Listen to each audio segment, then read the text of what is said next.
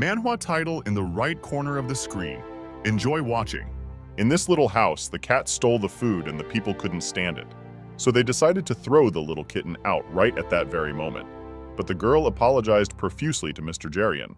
Kitty stole this food because her mother was starving. But the man couldn't forgive such a thing. He fulfilled her last request, to keep her mother alive. But that was the end of it. Now, in order to survive, the two never had to be seen in public again. They were simply thrown out of the house. But Kitty couldn't bear to see her mother mistreated because she was pregnant and in serious condition. But these people didn't care. And besides, the cat didn't have long to live, and it was their own fault for going into the warehouse with the food.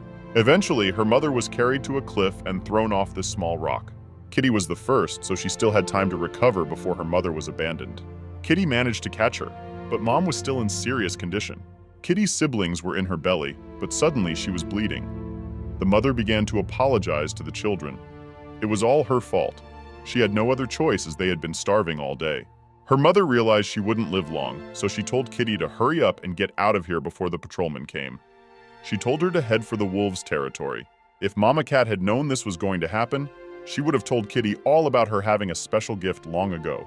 And Kitty, with her soft paw, would be sure to be able to manifest it. Those were her mother's last words. The girl was desperate, not realizing when things had gone wrong.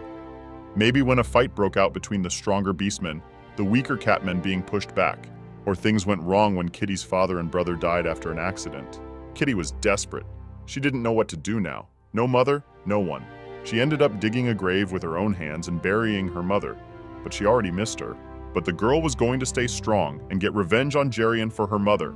She was sure she'd be perfectly fine, even if just a cat. And she would not relent in her courage, even cornered. So pulling herself together, she left the grave of her just-deceased mother. After that, it rained, and Kitty realized that her mother's grave would get all wet. But even if she wanted to go back, she would not do so, for her mother certainly wanted Kitty to go away and find happiness. But Kitty didn't know where to go when she left the cat's territory. And as she was walking through the woods, she suddenly saw a whole carriage of people. Then she hid behind a tree and began to watch. Some knights seemed to be scolding the young lord for going so far away to play ball. Kitty knew at once that they were half-wolves, but they had gray hair, the same as hers. Then the girl thought she looked like a wolf and could pretend to be one. Besides, my mother had once told me that beastmen babies looked alike until they had distinctive features, and before that, they were only distinguished by the color of their fur. Mom also mentioned wolf territory in her last words. The Gridwolf family, who rule the wolf domain, are very wealthy and are rumored to be not very generous to their fellow wolves. But if they find out that Kitty is a cat, she will be tortured and simply kicked out. But if she stays here, she'll starve to death before she even gets a chance for revenge, if only for a little while. Unlike animals, half-beasts are sentient beings, so they won't just eat Kitty. Though she doesn't know what will happen if they go insane as they did a few years ago. Anyway, she was just following that carriage from afar. After a while in the Gridwolf residence, the boys were resting peacefully. The ball they were playing accidentally went over the wall by itself, which is why they got so far away, but they also ended up getting penalized. So these boys are sick of playing ball. It would have been better if one of them had been born a girl. Then you could dress her up, have fun. Just pondering this, they suddenly heard strange noises and went out to check. It turns out that someone had been walking near their estate for some time now. The little wolves immediately jumped out to see who it was, but they saw no one in front of them. All because Kitty was so much shorter than them. She had to say she was downstairs so that someone would notice her. When she was sure she had come to the right place, she greeted the boys. She said her name was Kitty and that she was a brave she-wolf, even though she looked small. She had heard that Gridwolf was giving jobs to poor wolves without families, so she had come to ask for one. The wolf boys, of course, immediately noticed that Kitty smelled like a cat. As a punishment, they wanted to replace the ball they were playing with this cat, because cat fur is especially smooth. So, with their thoughts, they allowed the girl to enter. Kitty was so grateful to them, but first she held out both hands to give them a handshake. It looked so strange to the boys, a girl holding out two hands at the same time, but they shook them at the same time. And then both of them felt something strange at once. This girl's hands were so soft, it seemed impossible. The cat is so skinny, but her hands are so soft. A delight. So the boys couldn't let her go for a long time yet. The bad thoughts about this cat went away immediately, and the boys just enjoyed themselves. Kitty thought the two really did mistake her for a wolf, so she wasn't worried because they never let go of her hand. Then they gave her a little tour of the estate. The boys themselves must have been about 10 or 12 years old. Kitty couldn't help but notice that even the servants here are so tall and handsome, they fit in perfectly with this luxurious mansion. And Kitty's feet, or cat-human shoes, are usually so soft that they make no noise at all when walking. But her mother said that Kitty was as strong as a wolf, and so the girl didn't worry much. Suddenly the boys heard a sound and knew at once that Kitty was hungry. The girl admitted that she hadn't eaten for a few days and apologized. And besides, she was used to eating once a day. The boys felt so sorry for her. Even if she's a cat, she should eat well, especially at this age. They didn't understand why she only ate once. Then they decided to find out how the children ended up at the gate of the house. As they walked to the dining room, the girl tearfully told me that her whole family had died and she was left all alone. It really made everyone in the neighborhood feel sorry for her.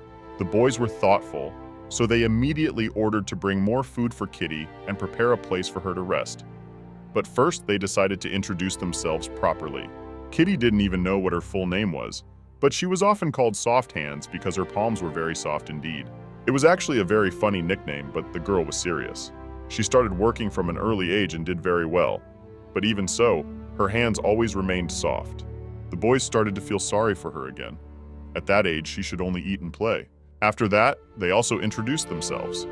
The boy with straight hair was called Theo Gridwolf, and the one with curly hair was called Dayon Gridwolf.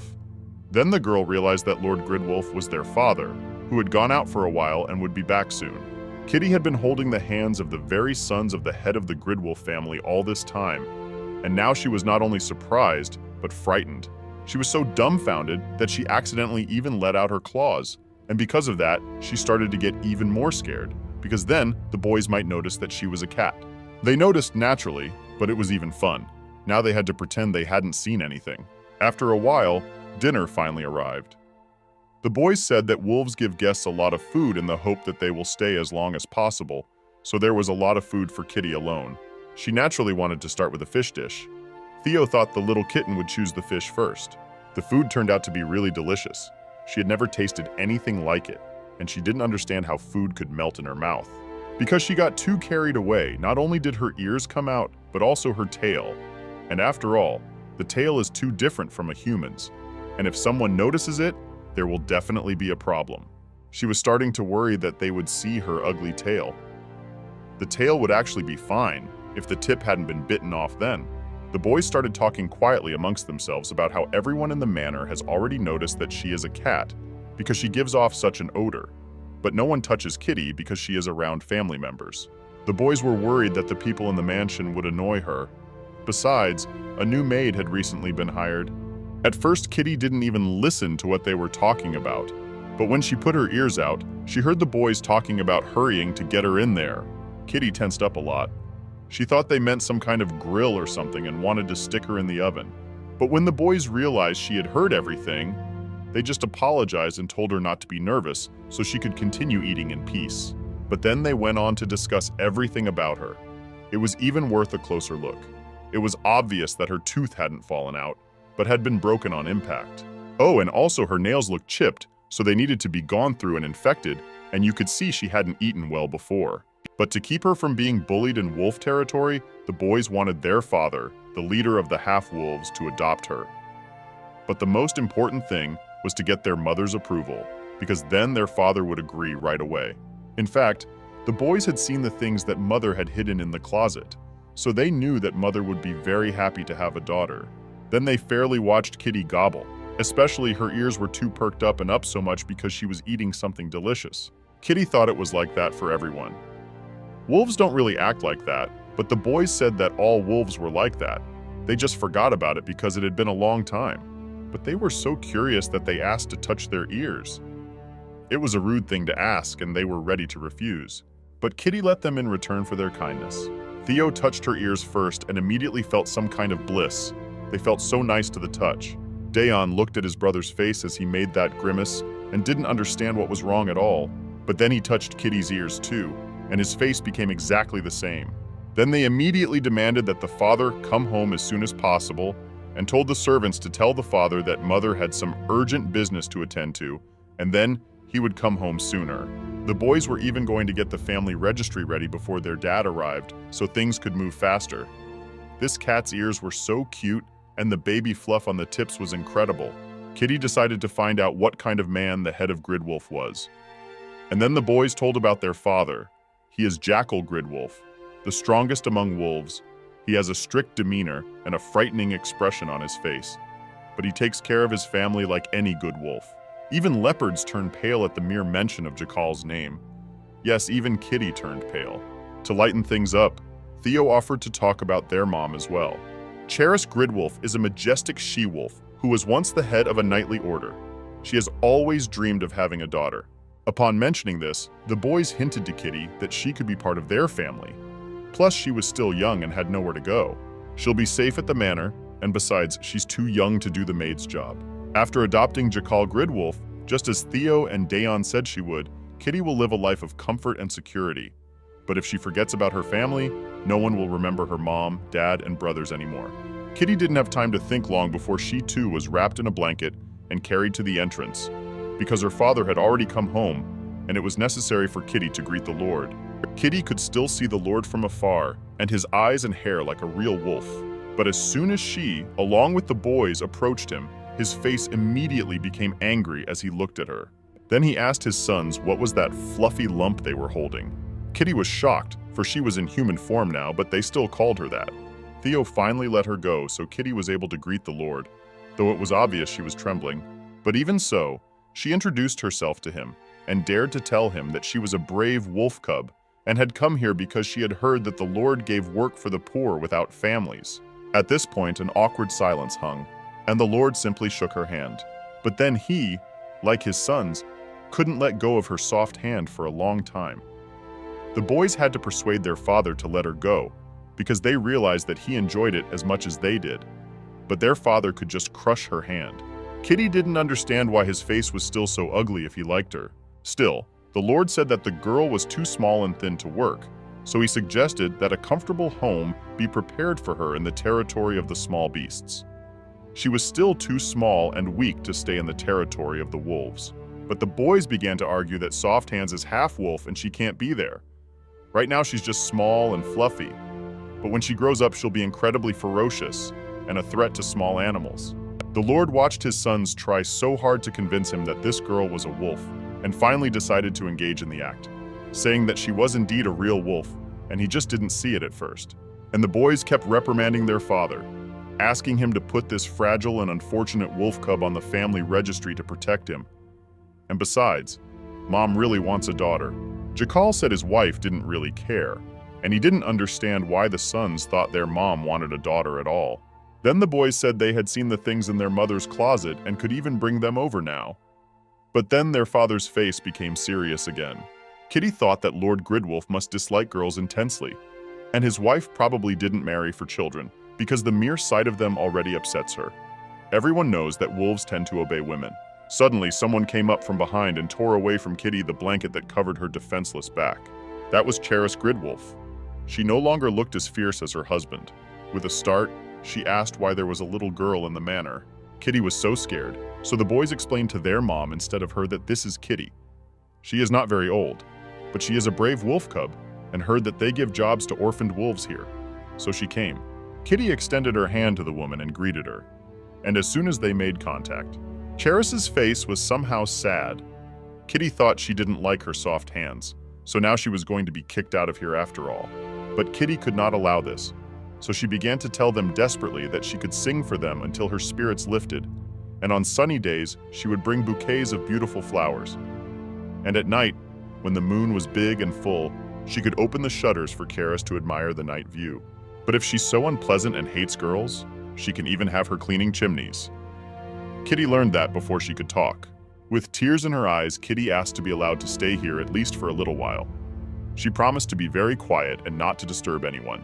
Charis petted the girl and told her to start by wiping her tears and taking a bath. At first, Kitty was fascinated by her mistress's care, but then the information about the bath came to her. Kitty remembered how much she disliked bathing and hated getting wet, and her fur would get fuzzy afterwards. But of course there was no choice, and soon the maid Lena Gray appeared before Kitty, who was going to help the girl with her bath. Kitty also introduced herself to the woman and said that she had come here looking for work. Mrs. Gray felt so sorry for the little girl, for she had come to work at such an age, but still, she had come to the right place. The master is kind enough because he gave a job to an old woman like Mrs. Gray. Her hearing and eyesight were already bad, but she kept working. The master cares for each wolf as a member of his own family. So, Mrs. Gray began to treat Kitty's wounds and offered to wash her. But the girl said she could wash herself, and then began to just wipe her face with a damp hand.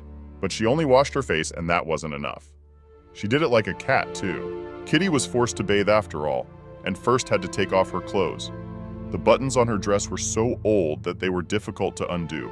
So eventually Mrs. Gray had to use her claws to cut through the clothes. The dress was so worn out that even after washing, it would be impossible to wear, so it had to be thrown away. But Kitty asked to keep at least a button of it, for it was very dear to her. Mrs. Gray then began to brush the girl's hair, which was very pretty and lush, but tangled and messy. Then the girl said that she looked like that because of the journey, but that it would soon get better. The maid was curious about the journey and asked where the rest of Kitty's things were. But as it turned out, the girl did not have any things with her, except these clothes. Mrs. Gray was upset, for there is such a large closet in Kitty's room, but it turns out that it will be empty for some time to come. The young lords ordered the girl's room to be prepared with a large closet. It was the first time they had ever asked for something for a guest. After all this, Kitty finally lowered herself into the tub, but as soon as she touched the water, she immediately became very uncomfortable, and all her wounds began to ache. It caused her to develop ears and a tail, and the maid even noticed some strange odor.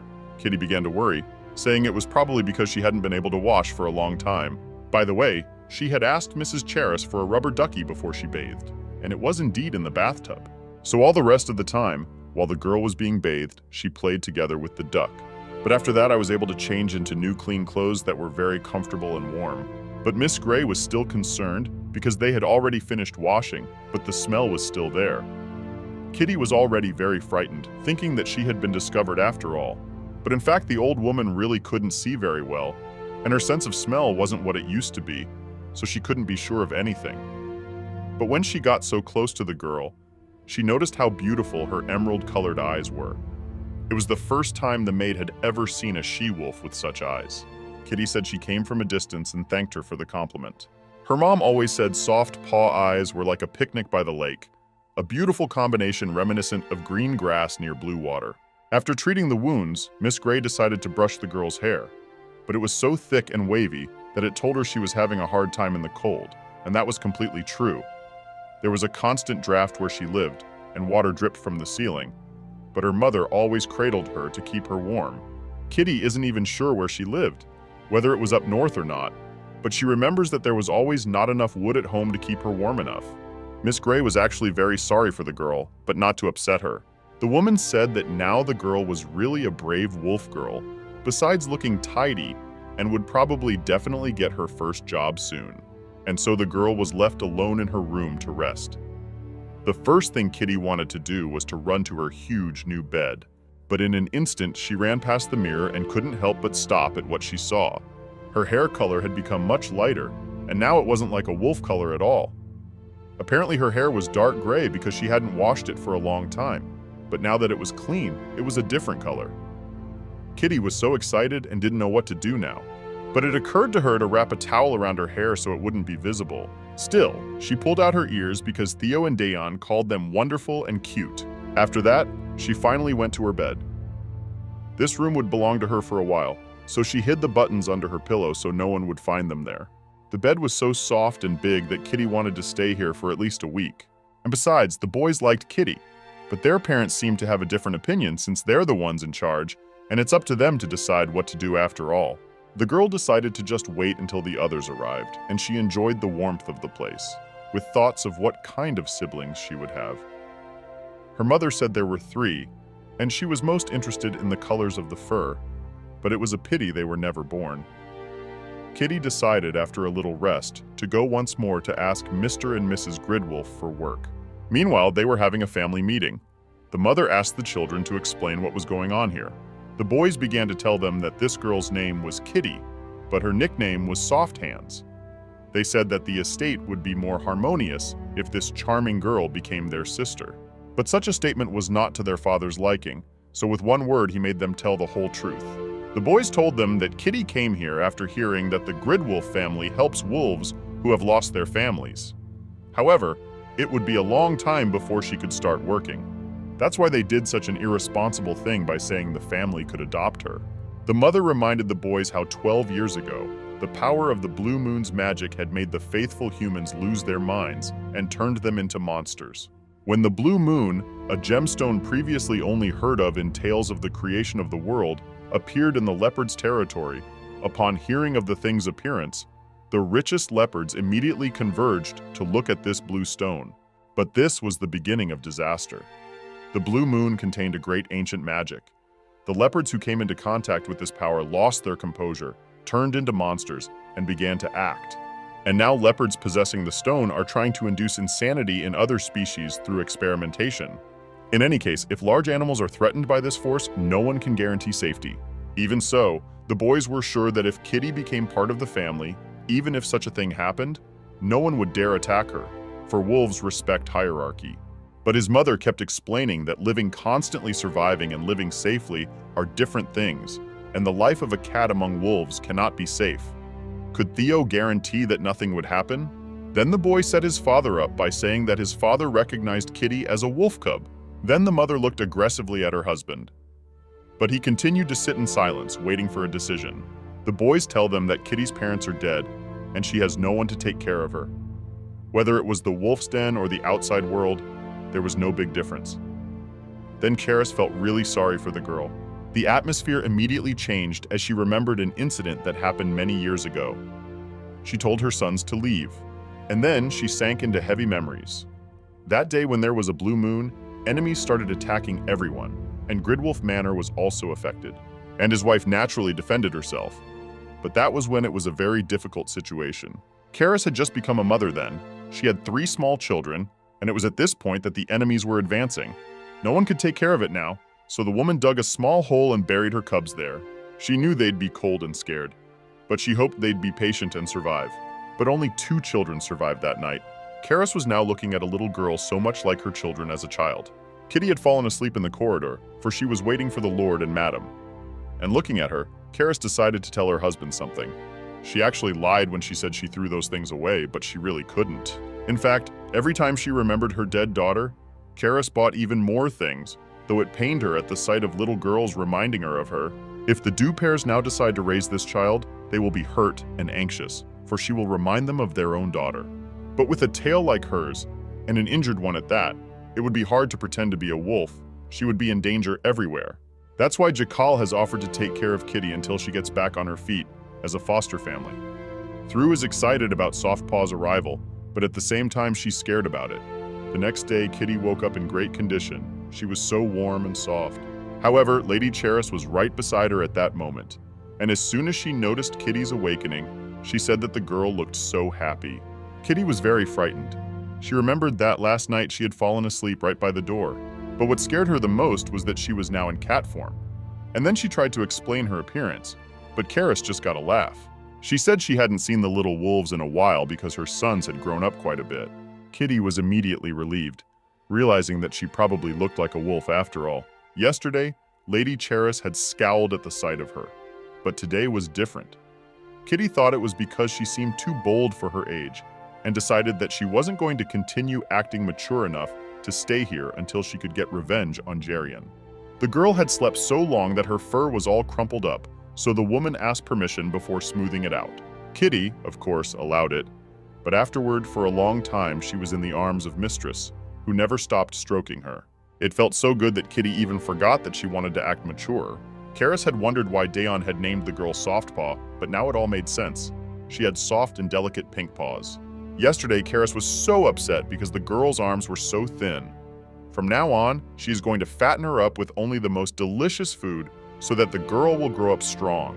So she called her for breakfast because it was getting close to breakfast time. Kitty ran to her bedspread and where she had left her clothes and immediately transformed, putting them on. Then she said her name was Kitty, and she would be glad if Mistress called her by her first name. Then Karis took the girl in her arms and carried her into the dining room. For a long time, Kitty wondered what that word henceforth meant. Either she would get a job soon, or she would be adopted after all. But outwardly, Kitty was very different from Mistress Charis, and someday they would find out about everything, and then Kitty would have to leave the property. When they finally got to the dining room, the boys left immediately when they saw Softpaw. When they went to her room, they didn't find her, so they thought she'd run away or the other wolves had her. But never mind. The boys immediately went around to both sides of her and helped her sit down and get ready to eat. In fact, they were so anxious at night that they couldn't sleep, and the mother was so sad that the father made his sons run 20 laps around the practice area. When they mentioned it, they got an angry look from their father, but he still didn't say a word. After that, a lot of different kinds of food were brought in, and everyone began to eat. Mother told Kitty to eat slowly and carefully. Then everyone noticed that the mother was calling the girl directly by her first name. But that's all because she got Kitty's permission to do so. You can't call a lady by her name without getting her consent. Then the boys, one by one, also asked Softpaw to address her by her first name, and the girl, of course, allowed it. But then she noticed how aggressively the Lord was looking at her. But he didn't say anything. Then his wife said he was frightening Kitty, and if he was looking at her so intently, he had better ask her permission, as the boys had done.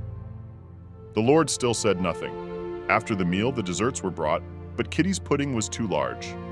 So she thought it had been mixed up with the one at Mr. Jackal's. After all, he did have a very small portion compared to her, but everyone said they put it right. After the meal, Kitty was very satisfied, everything was delicious, and Charis was happy about it. She told the girl that she could come here and eat any time she wanted, and she could ask for any dish to be prepared. Kitty immediately remembered how Jerian had used food to exploit the cats, and Mrs. Charis had just allowed Kitty free rein in the kitchen. So the girl thought everyone here was kind because she looked a lot like a wolf. But then, the big topic started. Charis said the family wanted to take custody of Kitty. Then everyone would keep her safe until she was an adult, so they asked if she wanted that. The girl doubted that the whole family wanted to take care of her because the Lord had such an indifferent face. His emotions were not clear at all. Kitty would be very happy to be part of the Gridwolf family, but she can't promise to forget her birth family, and that might disappoint them. But she really doesn't want to upset them. Charis immediately reassured the already crying Kitty. Her birth family would forever be her family, and she didn't have to forget them. That was unlikely to work. Everyone understood what Kitty meant, but there was nothing to worry about. Her birth family would always be with her in her heart. Kitty was so touched that she could really have two families until she grew up. Charis said Kitty's family would definitely want her to live a safe and happy life, but Kitty was still sad to live in luxury alone, for she still remembered digging with her own hands the grave where her mother now lay. The adults, looking among themselves, immediately realized what the child needed to be told, but even they were sad. Charis said that after the funeral, all the animals go to a better place. Kitty didn't even have money for the funeral, so Mistress said that even though it was a little late, she would help make it happen. Her family has already gone to a better place called Heaven. It's very warm and cozy there. And the boys said that absolutely everything is there, and Kitty's family lives in even more luxury, so the girl shouldn't feel guilty. Kitty immediately thought that in a place like this, there must even be salmon fillets floating in the rivers. It was a very strange comparison. Salmon fillet, but my father said it was. So the girl was happy enough and had already calmed down. She was so grateful to everyone for being kind to her. The boys had already started calling Kitty their sister. But then she remembered to ask if a funeral should be held for her father and brother, who had died a long time ago in the north on a mission. At this moment, the Lord's face changed dramatically. He asked what kind of mission it was. Kitty told me that it was a mission to the Bearlands. Her father and brother, as a duo, were named Icarus. But after that, Jackal looked at Kitty strangely, and she still couldn't understand his reaction. Then she wanted to tell about her mom, but she remembered that she was buried in the cat's territory, and Kitty couldn't go back there because she was in exile, and she didn't really want to dig up a grave either. Besides, Mommy doesn't look like a wolf at all. Though if Kitty says her father was a wolf, that problem is solved. In the north, people can start a family with anyone in human form. But Kitty still doubted whether it was worth digging up her mother for a funeral, for she might be catching salmon from the river by now, and she was also pregnant, so it was best not to disturb her. Charis said not to worry. The most important thing at a funeral is the flowers, candles, and wishes, and if there is a drawing of the family, it will be even more meaningful. Kitty's mood lifted again after this, and the boys took her to Theo's room, for there are many different drawing supplies there, such as crayons, about 200 pieces of different colors. But when they got to Theo's room, Kitty noticed that the doorknob was shaped like the head of some dire wolf. Kitty tried not to show that she was scared, and said she couldn't open the door because the boys were holding both her hands, so she asked them to open it themselves. After that, when they entered, Theo immediately told all the maids to leave, but he was actually going to gradually introduce Kitty to all the castle workers. They sat her down on a soft mat afterward, but Daeon was surprised at how light this girl was. He told her to stop by his room anytime if she wanted to eat something. His room is next to Theo's, but Daeon will always have a salmon fillet ready for Kitty. Such an offer was very tempting, and Kitty thanked Mr. Daeon. He was upset that she was calling him that, though of course it was too soon for her to call him Big Brother, but he was willing to wait. Theo had by then brought all the crayons and paper that would fit perfectly in the frame. As soon as Kitty started painting, her tail unknowingly came out and started wagging in all directions. More specifically, he was moving right after her crayon, and it was so funny. After a while, Cornina came in and said that Mrs. Charis had sent some sweets for a snack. Dion was even able to feed Kitty a cookie. By then, she was finishing up with a drawing of her family. The boys decided to find out what her family was like. Kitty told with such kindness that her mother had always been very sweet and kind. She always hugged her, and it was she who gave her the nickname Soft Paw. And she also always said that her father and brother were heroes. They went on missions and only came home occasionally, but each time they brought gifts for Kitty. Theo, listening to this, concluded that he too would try to be a good family for Kitty. But then he got sad when she told him that there were 3 more Kitty siblings in Mommy's tummy. But they weren't born in time, so she can't draw them. Kitty had already finished drawing one side, but she wanted to draw something else on the back side. Then she folded herself in half and began to draw something. She looked like bread in that position. Kitty actually wanted to remember her family in cat form. She wouldn't forget anyone. Not her mom, not her dad, not her brother, not her babies. She promised them that she would be happy and hoped they would be happy in heaven too. It was getting close to sunset. Kitty gave her drawing to Theo to frame, and by then Karis had arrived. She complimented Kitty's beautiful drawing at once, and afterward they went to the ceremony, but the boys stayed in the room because they had somewhere else to go. After that, Kitty and Mistress went to her room, but Kitty remembered exactly that her room had different doorknobs. However, now they were the same as Theo's. When they entered the room, the head of the family was already there, but Kitty noticed at once that it was not her room, but a very different one. She asked Mr. Jackal whose room this was, but he said that this room belonged to her, Kitty Gridwolf. Then the girl realized that only those with that surname could live in a room with doorknobs shaped like wolf heads, and now she felt accepted into the family, even if not forever. Kitty was very grateful, especially since they had even brought in the pillow she had slept on. A place for a small cage was already prepared in the room. There were candles and some flowers, and a picture was to be put there as well. All that's left is to wait for the boys to light the candles. When the candles burn out, it will mean that Kitty's family has gone to heaven. The boys finally came running in, hoping they weren't too late. In fact, they were looking for something for Kitty.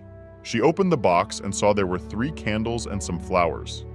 Then it became clear that it was for unborn babies. The boys remembered how worried Kitty was about them, so they couldn't stay away. Kitty couldn't stop crying even though she had a smile on her face. Finally, she placed everything in the cage, lit candles, and prayed for her family whom she loves very much. She was also grateful to her new family, for thanks to them, she was able to say goodbye to her relatives. The boys said they would sit with Kitty until the last candle was burned out.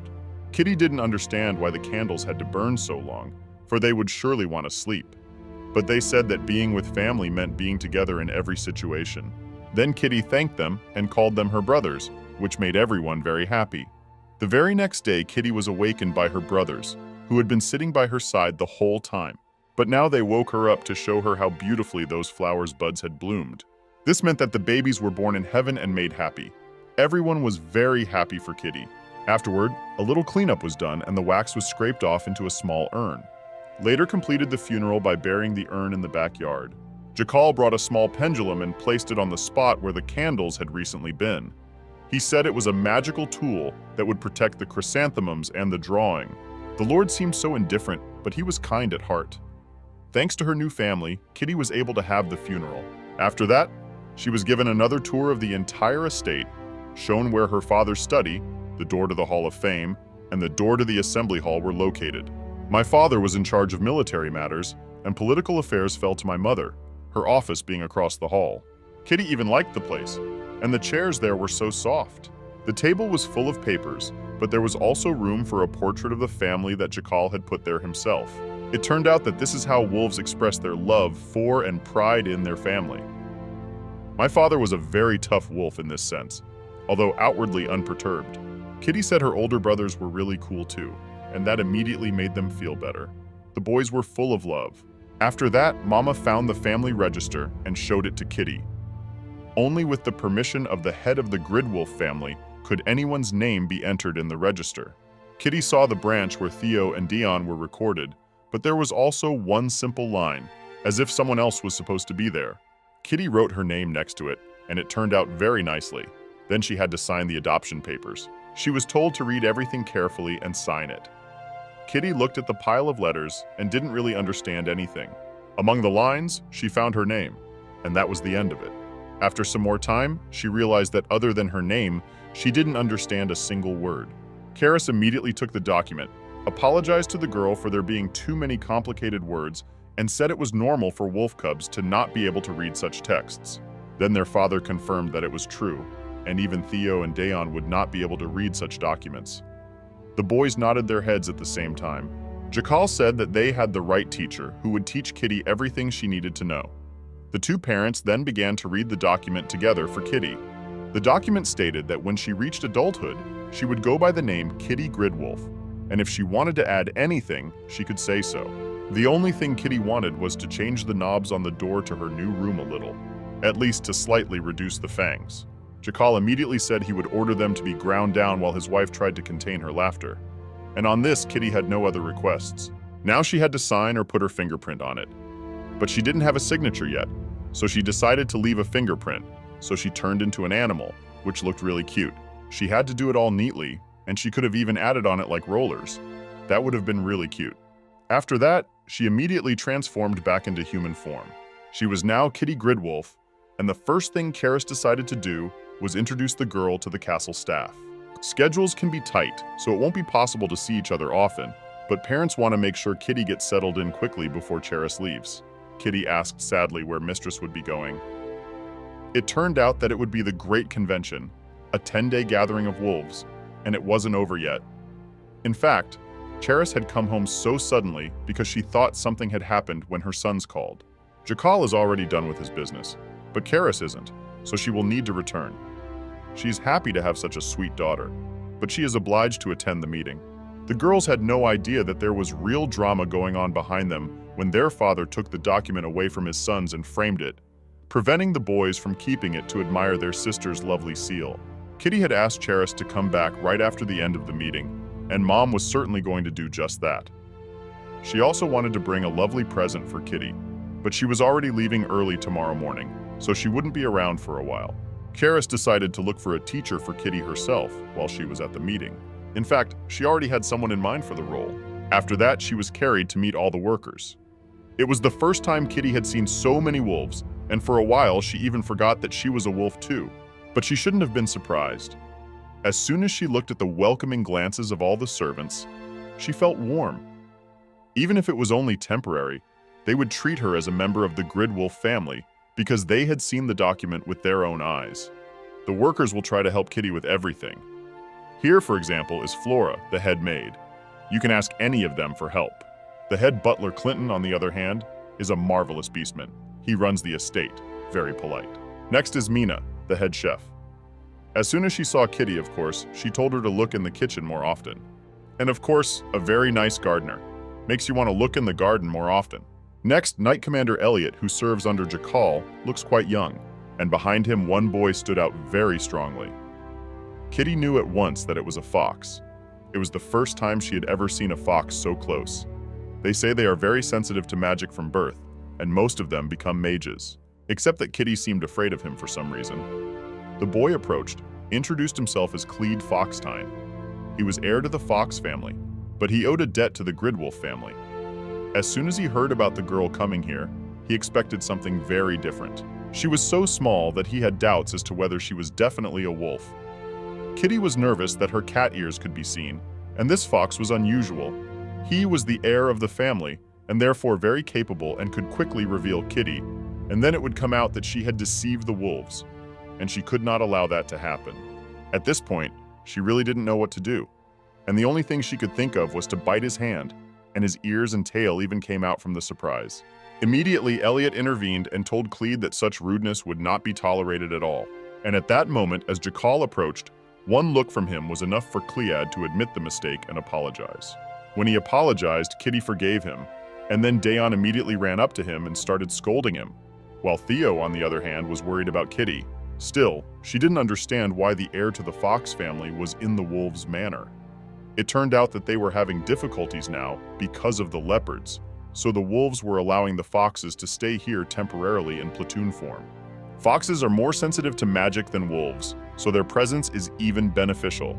But Kitty thought that the relationship between wolves and foxes was no better than that between wolves and bears.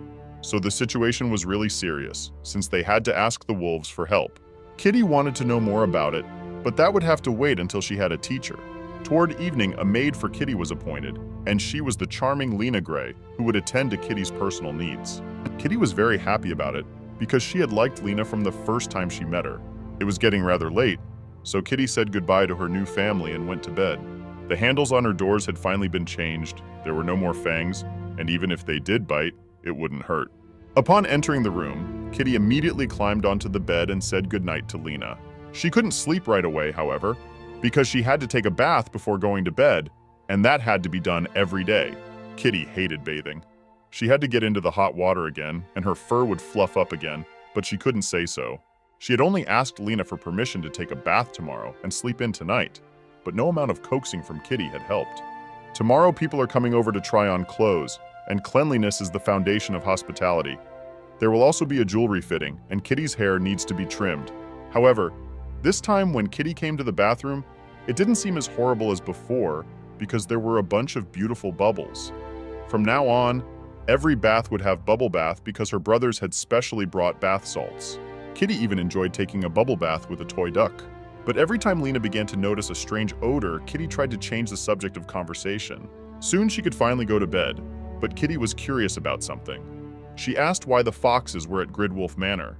Lena said it would be too hard for Lady to understand it because of her age, but when she had a teacher, she could ask him. Kitty asked to talk at least a little about it, but Lena had no right to speak on the subject, and no amount of entreaties worked. To make the girl fall asleep faster, the maid decided to sing her a lullaby. It was a gentle song about a goddess with beautiful hair who held a bow in her left hand and a mirror in her right. A harness of cats pulled the carriage, driving the goddess across a clear sky as blue as her necklace. Kitty had already fallen asleep that night, but the fox Clede couldn't sleep. He needed to get stronger as soon as possible for the foxes to gain independence. His servant told him to go to bed, but Clede realized that would not make him stronger. He knew how important his role was in rebuilding the fox faction that had been destroyed on that fateful day, but his comrades were suffering right now, and Cled had yet to reach the peak of his magical power. Living among wolves is not an option either. Leopards are trying to take over the world using blue moon magic, and foxes, because of their sensitivity to magic, are at a severe disadvantage. But since foxes know more about magic than anyone else, they can't be easily written off. Gridwolves realize that once the situation settles down, the foxes are sure to recover. Clede thought wolves didn't do anything that didn't benefit them. But then why did they accept this cat into the family? All the servants know for a fact that she's a cat. Looking at the bite mark of her teeth, Clede didn't understand why this cat wasn't afraid of foxes. It was amazing, and he couldn't stop thinking about it. He asked a nearby servant why the wolves had adopted this cat. The answer was obvious, probably because she was incredibly cute, and Mr. and Mrs. Gridwolf only had 2 sons. When the girl came and asked for a job, she was taken into care, and eventually adopted into the family. Clede remembered that this girl had rather soft palms, but that wasn't something he had to think about. Jakal was not the kind of man to do something burdensome out of compassion, so the fox speculated that this cat might have something to do with Blue Moon. The next morning, Kitty woke up very early. Even her brothers were still asleep, so she had to have an early breakfast. But she did not want to eat alone, so she asked Alina to eat with her. But the maid refused, for she had already had breakfast. After a while, Kitty was brought bacon, dried salmon, vanilla muffins, warm milk, tartlets, cakes and shiny frosting, and neat little desserts. It was a lot, but Kitty had to eat it all. At Jerian's property, cats who didn't work hadn't gotten food since they were 3 years old. Kitty was used to getting up for work first thing in the morning. She had no days off, she didn't get paid, but she had an easier job than the others, so she couldn't complain.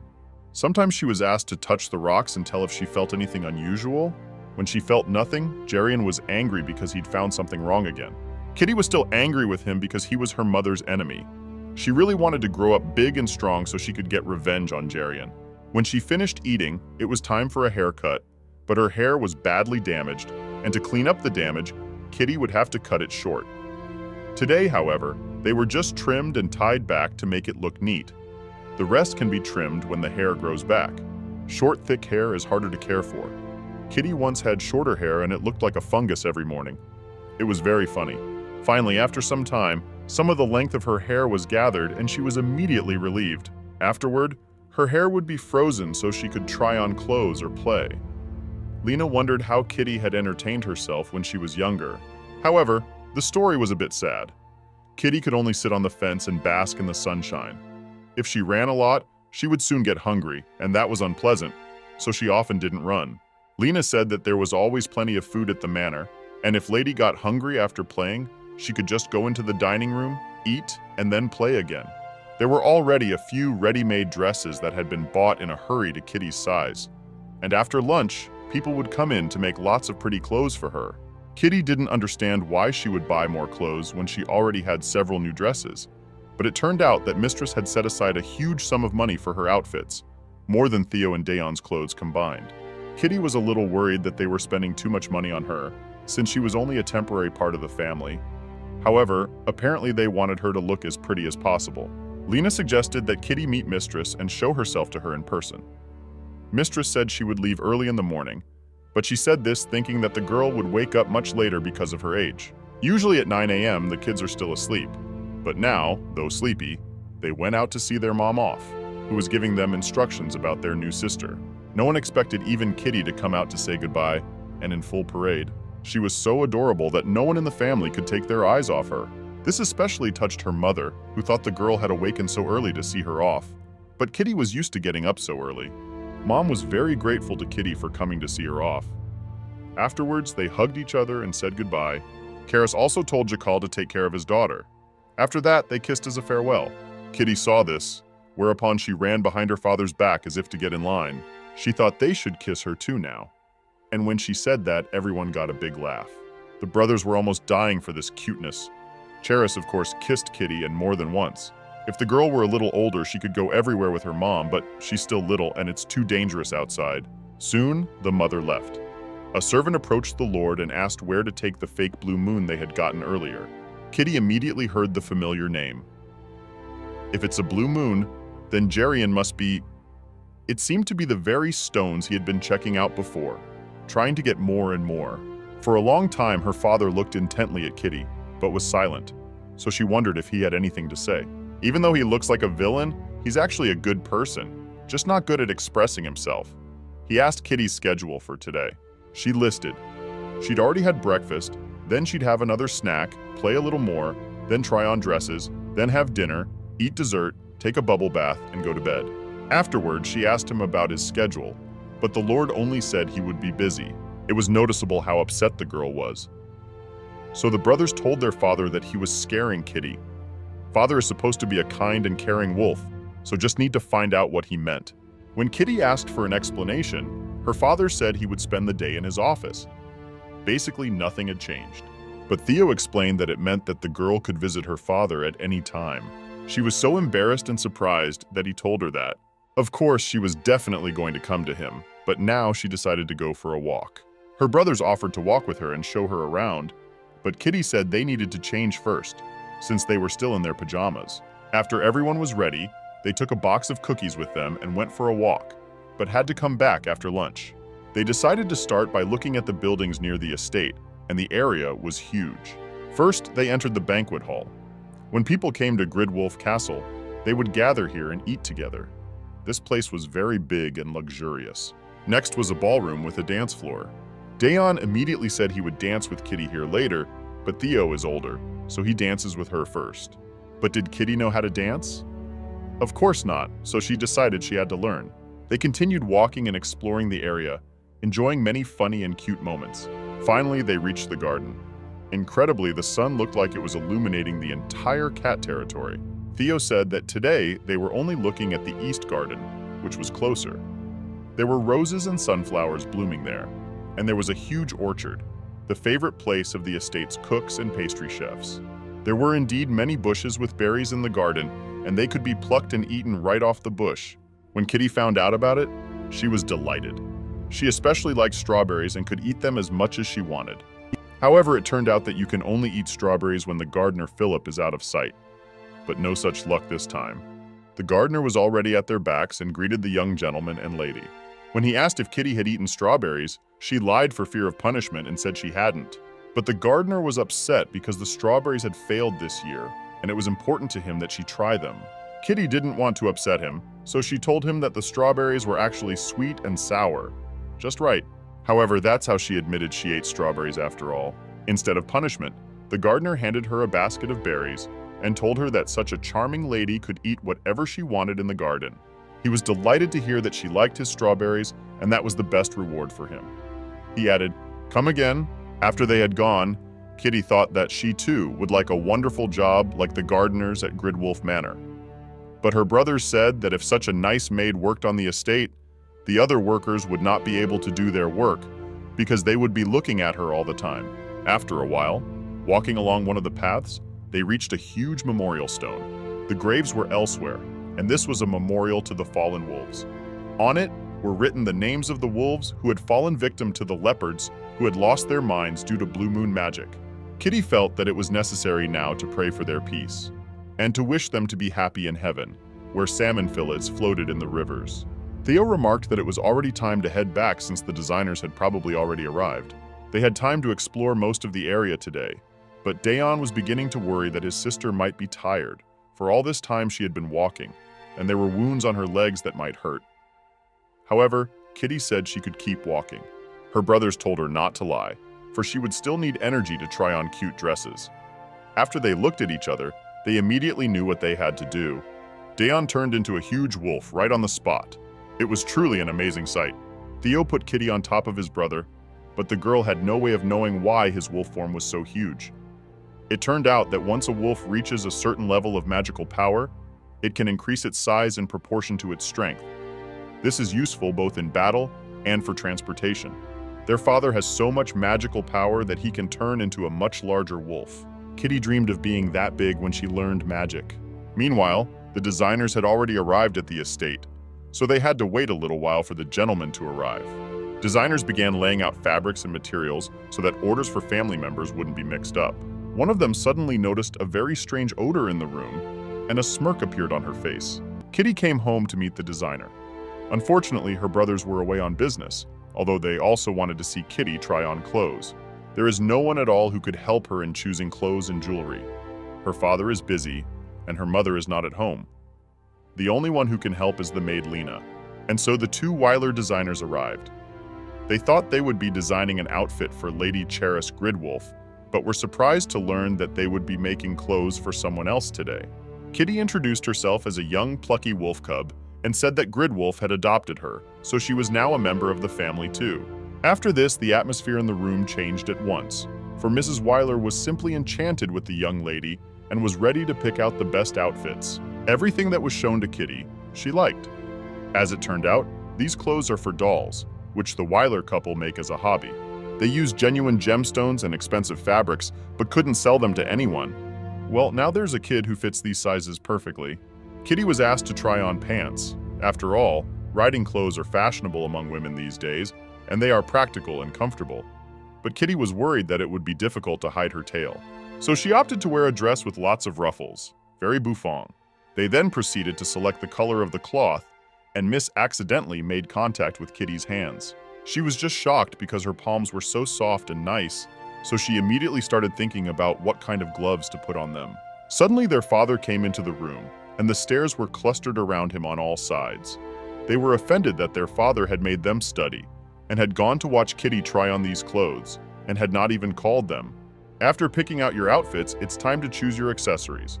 Kitty approached the girl in charge of the various accessories and jewelry, but her smile and laugh were just as sinister as Jerian's. Kitty tried on the hat with the jewel on it, and everything seemed to be going well. But then, when they showed her the price, Kitty was shocked. It was the first time she had ever seen so many zeros. The woman told the lady to just ask her father to buy the hat if she liked it so much, because Gridwolf wouldn't skimp on her daughter's budget. This pink chrysolite hat perfectly matches the elegance of the Gridwolf family members, and if you add gray feathers to it, even a mouse will feel like a wolf. Kitty immediately realized that this girl had discovered her secrets and was now trying to sell the hat by insulting and intimidating her. This girl decided to remove 1 zero from the price because Kitty is so adorable and the previous price would have been too onerous. But Kitty wasn't stupid. She said she needed to remove at least 3 more zeros from that price tag. After all, she knew that the brooch was decorated not with chrysolite, but with colored glass. Kitty just left the hat and walked away. The woman tried to explain to everyone that she was not a fraud and had done nothing wrong, but Kitty just couldn't stand to be treated that way. No one had any idea what she was doing working for Jerian. He used to run a business where he changed stones and accessories from worn but real ones to fakes. Kitty was the one who sorted the stones for him, for some reason she could tell them apart. So she was the only one given such work. Even though Kitty was exploited in this way, they still accused her mom of stealing, even though she had kittens to feed. Kitty hated Jerian, the bad cat. It was only now that she wondered where he planned to spend all that money from the jewelry. But it didn't bother her, so she just went to try on clothes prepared according to her preferences. Dad, the knight, and the beard were so thrilled. I only wish Mama could see Kitty in that outfit now. It was stunningly beautiful and comfortable. Then she tried on many other outfits, and they were all gorgeous. It was hard to contain myself while looking at this beautiful girl. With one gesture, Dad ordered 5 dresses of that style. They decided to transfer all those outfits to Kitty's closet, and the ones she didn't have time to try on, they also bought because it was already clear that they would fit perfectly. Kitty just didn't understand why she had to buy so many clothes, because she would grow up before she could wear them all. Chakal didn't think it was a problem because he could order the clothes again, just in a larger size. Kitty liked the pink-colored dress she was wearing best, so now the designer had the responsible task. We have to make matching outfits for the family portrait, because that's what Chakal's wife wanted. After that, the counting of the money began, and the price was enormous. Chakal saw this and was also surprised, for the amount was very different from what he had allotted. Kitty thought that she would make the family go bankrupt, but it turned out to be the opposite, and there was still plenty of money left. So, Chakal decided to buy all the jewelry there was. That was the end of it, and Kitty had a little chat with Chakal, but he was, as usual, speechless. He had to go back to the office again. Only for some reason, after these words, he was silent and stared at Kitty. She, of course, did not understand anything until her brothers told her. Dad will be in the office all day, and there's something there for the soft paw to enjoy. Kitty understood immediately and asked Mr. Chakal for permission to come into his office, and he instantly agreed. Afterward, he took her in his arms and carried her away with him. This was the second time Kitty had been in this office, and it felt a little different. Chakal brought her to the crib that stood right next to his desk. The wooden bed had been used by his brothers, so it was scratched. He was going to start by measuring Kitty's height, and then he was going to talk to her about something. One of the cabinets already had different height markings on it, meaning the boys were often here too. Kitty was glad, for she was taller than the last marks that were there, and thought she was not so small, but completely forgot about her platform shoes. Obviously, they had to be taken off. Kitty wanted to be just a little bit taller. So when Chakal measured her, she tried to stand on her tiptoes to be a little taller.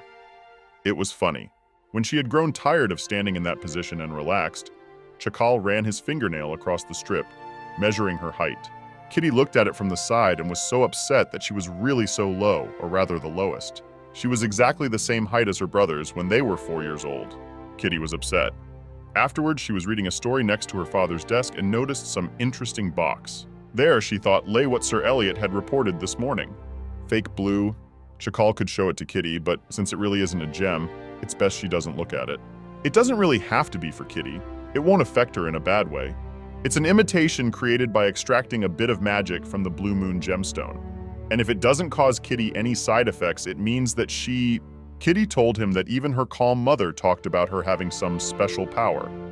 And also Chakal remembered that her father and brother's name was Icarus, but that was a very common name. After thinking for a while, Chkalov told Kitty not to tell anyone about her powers, even though she herself did not yet know what this special power was. It didn't matter what exactly she could do. It was just that if people knew about something special, they would try to get it, and if they couldn't, they would want to destroy it. Kitty remembered her life up to that point and really felt sad. She asked Chakal to find out a little about her real daddy. He wiped away her tears and said he would be sure to tell her about him too when she got older because she was still too young. But he could see that she was full of impatience, so he would choose to tell her just a little. And he told about the song about the goddess, or rather the cats pulling the carriage. The blue gem in the necklace worn by the goddess in the song is the blue moon. This stone doesn't make half-breeds lose their minds and succumb to their animal instincts and madness. And now, right in front of her, was an imitation of that terrible stone. But one need not fear, for he is in a special and manufactured box that blocks his magic. Chakal continues to investigate to get more information, but he knows that a rich man named Icarus has been researching the blue moon. Kitty has heard a lot from her mom that her father and brother are heroes, but this is the first time she's ever heard that they were researching a legendary gem, and she had no idea why her dad started doing it. To make sense of this story, Kitty had to get smarter. She wanted to grow up and hear more information about her father. Well, a little while later, she got bored of reading this tale, but Mr. Chakal, after a few hours, continued to work without any distraction. He's so cool like that. Kitty now wanted to see Madame Cheris at work, and when she thought of it, they casually climbed out. Chakal noticed them at once, and for some reason he was looking too closely at them. Kitty thought she should hide them, but then Chakal unknowingly said that he would have bitten them like that. Kitty was frightened, thinking he meant it. And then he had to explain that in the family, they say that when they want to say someone looks cute. Once again, Kitty thought wolves were some kind of crazy. After all, how could they use such a phrase for that? But now she was acting like a wolf child, so she should be used to it. She lingered on the table right in front of Chakal and allowed him to bite her ear once, even if it hurt. She just wanted to be praised. But of course he wasn't going to bite her and just stroked her, so Kitty was immediately amused. When it was already evening, Chakal continued to work, and finally he felt tired. Looking around, he saw Kitty lying in the small bed. He had never seen a cat before in his life, but now, looking at her, he didn't even know if all cats looked like this. The goddess who created this world rode a carriage pulled by cats, and the cats the goddess stroked stopped unresponsive. This was so that they would recognize the goddess when she returned to this world. It is also said that the name Icarus was passed down among them from generation to generation, and Chakal assured Kitty that it was a common name since she was hiding her identity. However, Icarus is actually not a common name at all. It's very rare, and the last Icarus died in Bearlands. Kitty is so small, but she could be the key to everything. Kitty woke up just in time for her first letter. So the next day she went to see her brothers in their study hall. They hoped, of course, that she had come because she missed her brothers. Kitty came to learn. She was going to learn how to write and read a letter because Lady Cheris had sent her one. Of course, the maid had already read that letter. There, Cheris said that every time she told the other wolves in the meeting hall that Kitty had become part of the family, she was very happy and everyone couldn't wait to see her. So Cheris was thinking of having a simple tea party to introduce Kitty to everyone, and she wanted the girl to write a tea party invitation for the Vivis family. It was okay, even if the letters were a little crooked, and she didn't have to use complicated words. Cheris just wanted Kitty to write the invitation with all sincerity, so now she plans to learn how to write to send an invitation, and Cheris has even made instructions for her. Her brothers helped Kitty sort it all out, and the girl simply redrew the inscription from her mother's dictionary. Learning the letters was so hard she could feel her tail cramping, but it worked out pretty well. Dayon decided to teach his sister how to write a few more phrases, and even though she didn't even know their meanings, she just wrote. And when Theo came to watch, he felt left out because it said, "Brother Dayon is the best." Of course he asked Kitty to write, "Brother Theo is the best."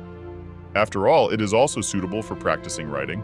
Kitty must learn to write letters so that when her brothers go on long journeys, she can write to them.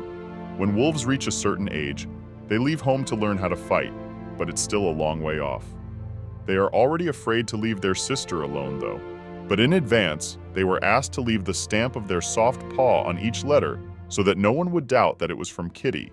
Theo immediately said that at the tea party, they would have tea in a beautiful place, decorated with lots of bright colors. And they would probably have a dinner of bones as well. And after the meal, there might be dancing. Kitty liked the idea at once. She loves dancing, and her brothers suggested she practice for the tea party today. They forgot about their lessons and training and gave all their time to Kitty. They had lots of sweets prepared for them in the kitchen, and they all went to the greenhouse together and had a mini tea party there. Her brothers were trying to teach her at least a little etiquette.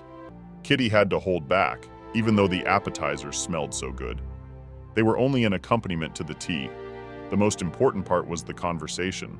So they decided to give it a try, and Kitty wondered about a topic of conversation, and then asked if the brothers remembered to brush their hair during the molt when the hair falls out.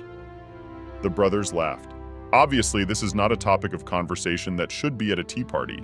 So Theo himself started acting as if Kitty had thrown this reception and sent him a very nice invitation. Kitty was telling with vivid emotion how beautifully she had written the letter, but it was too much. You couldn't check emotion alone at a tea party. And also, you can't have your ears coming out during tea time. It's better to wear a hat, but then it will move if the ears come out. Adult wolves only show their ears when they are very excited. This happens very rarely. It is said that wolves fail to show their ears even when they meet a mate for life. Wolves only fall in love with one partner for life, and Kitty was so curious to see who would fall in love with her, except that the brothers were very afraid of the thought of it. For every wolf should be afraid of falling in love with Kitty. In marriage cannot allow such misfortunes. Especially Eden Vivis should stay away. He should never go near Kitty under any circumstances. The girl didn't know who they were talking about at the time, and it was as if Eden sensed that someone was remembering him. Kitty meets this wolf cub at a party who is older than Kitty, but still 2 years younger than Theo and Dion. He's the only son in the family and a very unhappy guy, but they never explained why, because it seemed to Kitty that something had happened between the 3 young wolf heirs that she didn't know about. Just as the 2 families got along well now, Adion, Theo, and Dion had gotten along well when they were younger. Although the boys tried to meet Eden's book-reading eye, he, who responds with his mind and can understand even complex books without pictures, may have found these brothers annoying. Then he said he couldn't socialize with fools, and the boys remember it to this day. So the most important thing is that he never falls in love with Kitty. The other guys don't fit, but this one is so much more awful than the others. This heated conversation was interrupted by Lena. She reported that Madame had just arrived home. Everyone ran joyfully to meet her because they didn't expect her to arrive so early. Chakal stood in front of his sons and waited for his wife to come out, and rather you. Kitty got right behind him, for she waited her turn like a good wolf cub. Remembering the last time she had waited in line to get a kiss, Chakal had given up his seat for her to be first. Kitty was very happy to meet Charis. She told her everything that had happened. Charis looked at this little girl and really wanted to bite her. Kitty put her cheek up, expecting a bite, but Madame just kissed her and then told her she had bought her a present. One of the maids opened a large box, and Kitty was glad, for now she could sleep inside. The box was lined with cloth, but Kitty didn't even know the gift was inside. Then she saw a lot of different art supplies and just stationery there. Kitty really enjoyed it and picked out several colors of colored pencils that she liked best. Mom thought she didn't like the other colors, but that wasn't true. It was just really hard for Kitty to choose. She had no idea that all those pencils belonged to her, and she didn't even have to choose a few. Her brothers have colored pencils too, so Kitty got hers too, but she imagined how much money they cost. And she was afraid that the wolf clan would become impoverished because of her, and they would become like those families who were forced to live on the streets. They said that the family was very rich, so it was not necessary to choose several colors. Kitty was very happy. She promised to try and study hard. And Mom reported that at the meeting she discussed a teacher to help with Kitty's studies. She will see him at the beginning of the week and in a few days. In the Vivis family, there is one very smart wolf cub. He is a friend of the twins, so Kitty will also make friends with him and learn a lot from him. The brothers at once asked their mother hopefully, "Isn't she going to trust Eden with Kitty?" But it turned out that she did, because they are about the same age, and Eden is calm, so he will be a good friend. The brothers were very angry because this guy only thinks of himself. He will tease Kitty the way he teased them, and he will definitely hurt her feelings. But he behaves this way because he lost his leopard mother a little less than 4 years ago, so he can push away other things of value. That's why he's been acting so rude to the others. And when he finds something new, he's afraid of losing it. He's actually not a bad boy, and he probably acted rude in his opinion because he treasured them, and they figured they'd be sure to ask him about it someday. Kitty was thinking more and more about what kind of man he was. She didn't know, but it was already clear that he was rude. Of course, she would learn a lot from such a clever teacher, but now she doubted that she could bear the rudeness of the wolf. But her brothers would help, for they had worked so hard to make sure that Eden would never call them fools again. So they will be sure to help Kitty too. The time had come, and the day of the tea party had arrived. Mr. Hogwart Vivis and his son were to come, but unfortunately their mother would not be coming, for she had died 4 years ago. In her lifetime, she was an excellent strategist and commanded an entire wolf troop. Eden inherited his mother's intelligence and was often called the Fox. 4 years ago, there was a second leopard rampage. Kitty was small at the time, so she doesn't remember much, but she knows what happened. Because of hearing Mommy and Daddy talk, and also because that's when the leopards bit off her tail. Kitty, who lost only the tip of her tail, still grinds her teeth at the thought of leopards. It's hard to imagine how much Eden, who lost his mother, hates them. Today, Kitty tied her hair a little higher so that even if her ears came out, it wouldn't be as noticeable. And then, finally, the moment came when the guests arrived. Hogwood Vivis was huge, even bigger than Chakal, and his eyes were as wolfish as possible. Kitty greeted him. Though her whole body shook with fear, she seemed so small next to him. And he just laughed because Kitty was so adorable, right as he guessed perfectly the description Charis had said. Kitty was frightened by such loud laughter and literally flew away from him. And then Eden Vivis came out, and he immediately looked suspiciously at Kitty, who was frightened by something like that, and calls herself a wolf. He looked at her so coldly, her opinion of this girl was not good the first time she met him. This boy was only polite to Lord Chakal and his wife, while ignoring Kitty. Only once did he look at her when he told her she had been taken into temporary custody. It was easy for Kitty. She wasn't going to consider herself a true member of the family. She was grateful to be fed and protected, but it was like Eden was ruining everything. He said he was dizzy from reading in the carriage, so he left everyone and went to rest in the guest room. His father apologized for his son because he didn't want Kitty to be upset. Then he decided to shake hands with the little wolf cub as a sign of familiarity. And Hogweed really liked her little soft hands too. Chakal said proudly that Kitty's nickname Diana suits her. Somehow thinking about it brought Hogweed back to the past, when his wife was still alive, and Eden had been kind and gentle with everyone. But at some point had closed his heart to everyone, and now no longer relied on anyone, not even his father. Kitty was so upset, thinking that she was the one who didn't like the boy, that he didn't want to meet people. But he still only came here because of her. He avoids socializing with people even more than before, but his father has asked him to be a mentor to a little girl. The leopards have come to move again, so Hogweed needs to start taking action. He told his son that he would leave the mansion for a long time for now, and so that his son wouldn't be alone, he temporarily became Kitty's teacher and would stay at Gridwolf Mansion. Kitty realized that he had no reason to look at her so coldly. After all, the mentor position here was a good opportunity for him. She pushed all bad thoughts away and began to prepare for the tea party she had been thinking so much about. She hid her cat ears under her hat so they wouldn't come out when she was with Eden, lest he mock her again. Kitty arrived at the tea party place much earlier than the others. She chatted a little with the maids, who were delighted with her. She decided to help them a little with the preparations. At first, the girls refused, because they had to do it themselves. But Kitty was so nice that they agreed. Eden felt disgusted that the cat was staying at the wolf manor in all seriousness. The weak creature was bound to be a burden to the strong. He thought so because he had been in a similar situation himself, with his mom protecting him with her own body. She went too far into the enemy camp but still protected Eden. He had seen it all, heard it all, and understood it all perfectly, so he kept blaming himself. Eden decided not to stand aside after all and went to the table. Kitty was glad to have met him. She said she was looking forward to having him teach her, and she was very happy about it. But Eden said rudely that he was definitely not pleased. Kitty asked if he disliked it so much. Eden said he just wasn't interested in weaklings like her, because she would be a liability to the whole pack. She would be under their care until she was of age, so he told her to just be quiet and not cause trouble to keep her life. But Kitty, in spite of all the harsh words, told him she wasn't going to live like that, and then told him about her plans. Right now she has a broken tooth, her pronunciation is lame, and she's also very skinny, but she's going to get stronger. And when she does, she's definitely going to avenge her mom with her own hands. Eden decided to ask her directly why she had shown up at the Gridwolf family, pretending to be a wolf when she was really a cat. Kitty was shocked that he had exposed her. She pretended that she was really and truly a wolf. She couldn't understand how this guy knew she was actually a cat. She thought it was some kind of scent coming off her, but if that was the case, the others would realize it too. But no one but Eden had realized she was a cat, which meant he really was the real genius. And now he was asking why she'd come to this family, pretending to be a wolf and agreeing to a temporary ID. Kitty was no longer in denial. She said she wanted to avenge her mother and her youngest. They were babies, still in mommy's tummy, and would have been cute if they had been born, but that didn't happen. Eden suggested that Kitty just go back to the land of cats and live in hiding. But if she did that, she would have to hide in the woods or on the mountains, and her mom sure wouldn't want that.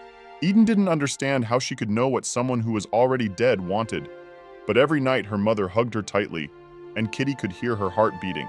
In every action, she felt that her mother would be happy if Kitty was happy. She remembered her mother's heartbeat as well as her voice. She couldn't go back to her native land and live in hiding if she was unhappy, for then her family and her mother in heaven would be unhappy too. Also, the Gridwolves held a farewell ceremony for her deceased family and said they would take care of Kitty until she grew up. That's why she wants to live here and grow. Eden had become a little different since that conversation. He seemed kinder, and Kitty thought it would be a good time to take his hand. Using her soft paw abilities, she also used her forced stare and asked Eden not to tell her family that she was a cat. He really had no such intentions. His job was simply to teach Kitty the basics in exchange for living in the castle. He didn't need anything else. It was a hassle. Kitty pressed on in pity, for she really was only a weak, pathetic kitten, and if Eden discovered her identity and kicked her out of here, she wouldn't last long before being eaten by the leopards. And if she was eaten, Eden wouldn't be able to stay here any longer. It was obvious that this was such a catty threat, and it even made Eden laugh. For the first time in a long time he laughed, then at once tired, and Kitty thought she had imagined it. After a while, the brothers finally came to the tea party. They were already negative toward Eden, thinking that he had come early to annoy Kitty. But she said that on the contrary, he was very kind over time. Eden laughed as he listened to this, but it was actually a survival strategy for a weak creature. The brothers couldn't believe Eden was being kind. It was more like he was threatening Kitty, especially seeing her strange reaction and how nervous she was. They really thought Eden had done something. Afterward, they all sat down together at the table, and Theo suggested that Kitty talk about the desserts she had prepared. Kitty did her best, politely talking about all the desserts, mentioning that they would be delicious eaten with milk. Eden remarked that she really liked milk. It was a hint that cats liked milk, and Kitty began to worry, her brothers noticing it. They immediately stood up for her, saying that Kitty was still a little duckling, so it was normal to like milk, and Eden, as a noble wolf, shouldn't embarrass the lady. It just made him laugh at the way they were calling this little cat a lady, but Dayon was willing to argue the point, and eventually they really started fighting. Kitty couldn't even intervene in this verbal altercation. She looked towards the table where the adults were sitting. It was fortunate that at that moment Mr. Chakal looked at her. With one look, she asked him for help. Chakal said nothing to anyone and just walked towards the children. The first thing he asked was if Eden liked the desserts and tea that Kitty had made.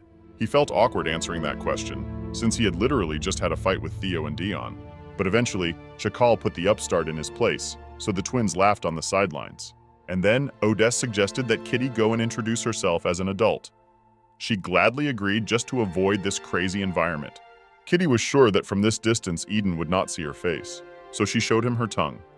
And her father told her that Eden could figure out what she was doing just by watching her face. It was a little awkward. Then they came to the adults' table. Kitty introduced herself to everyone, sitting in Chakal's arms. Everyone was focused on continuing to collect and research as many fake blue moons that leopards create as possible. Hogweed noticed Cheris and Chakal keeping their eyes on the children, even though the family had temporarily adopted the girl. Chakal noticed that Eden continued to talk to Kitty. Hogweed was only too glad for that, for wolves instinctively socialize with those they show interest in. Except the family was very cautious, hoping it wasn't the interest they thought it was. But Kitty was so nice, everyone liked her, and it was obvious that everyone would want to talk to her. And then Chakal noticed the plea for help in her gaze, so he went straight to the children's table. Hogweed knew that fending off males interested in his daughter was a metaphor, but he couldn't think that Chakal would become one just a month after adopting Kitty. Whoever marries Kitty is sure to have a hard time, and after that she was brought to the adults' table. And Karis, as a mother, immediately became very kind, even the tone of her voice changed. It reminded Hogweed of the times when she was first pregnant. Hogweed didn't even think she could hear everything. It was a new voice, but now he realized how much they wanted a daughter. and she was also so cute that everyone was delighted. Each of them received an invitation from her with an adorable paw print on it. Kitty was delighted that everyone liked her stamp, and everyone was also delighted that she had written the invitation in beautiful letters with her own hands. Once the guests touched them, they couldn't let them go. Hogweed had thought at first that the Gridwolves had lost their minds, but now the kitty's charms were really hard to resist, not only for them, but for everyone present. For the rest of the day, the guests kept praising Kitty all the time, and then it was so much fun that she even danced. The parents brought in an artist to capture the moment and were careful to make sure the artist didn't miss a single hair of Kitty's. Eden had gone with her father to his house to pack, and luckily had told no one about Kitty being a cat. But now she thought she would have to please him in everything to keep him quiet longer. Kitty wanted to grow up as soon as possible. If she was big and strong, Eden would tremble with fear and say nothing to anyone.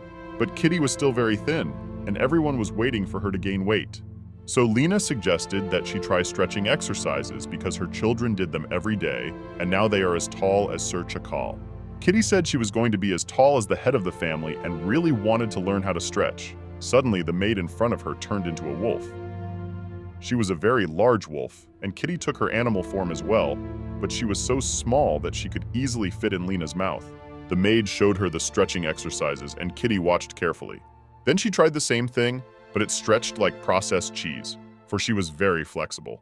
Kitty wanted to be a big, fearsome cat, not just because of Eden, but for revenge. It wasn't enough to grow up. She also wanted to learn how to fight. She had already gotten a lot from this family, but she thought asking for a combat instructor would be too much. And then she had a great idea.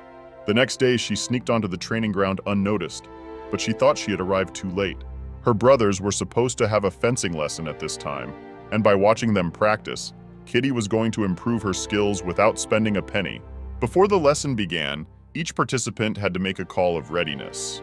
Then all the wolves around them howled loudly, and that sound echoed all around. Kitty really liked the way they howled, so she decided to do it with them. But she didn't expect her voice to be too different at all. And she said very loudly, "May!" Then everyone paid attention to her. Kitty felt awkward, for she had tried to do it very quietly, but they heard her anyway. Chakal immediately went over to her and pulled her out of the bushes. In fact, a hairball like her stood out very much in the greenery. The brothers immediately called her cute because she was watching them, and told Kitty to transform back into human form.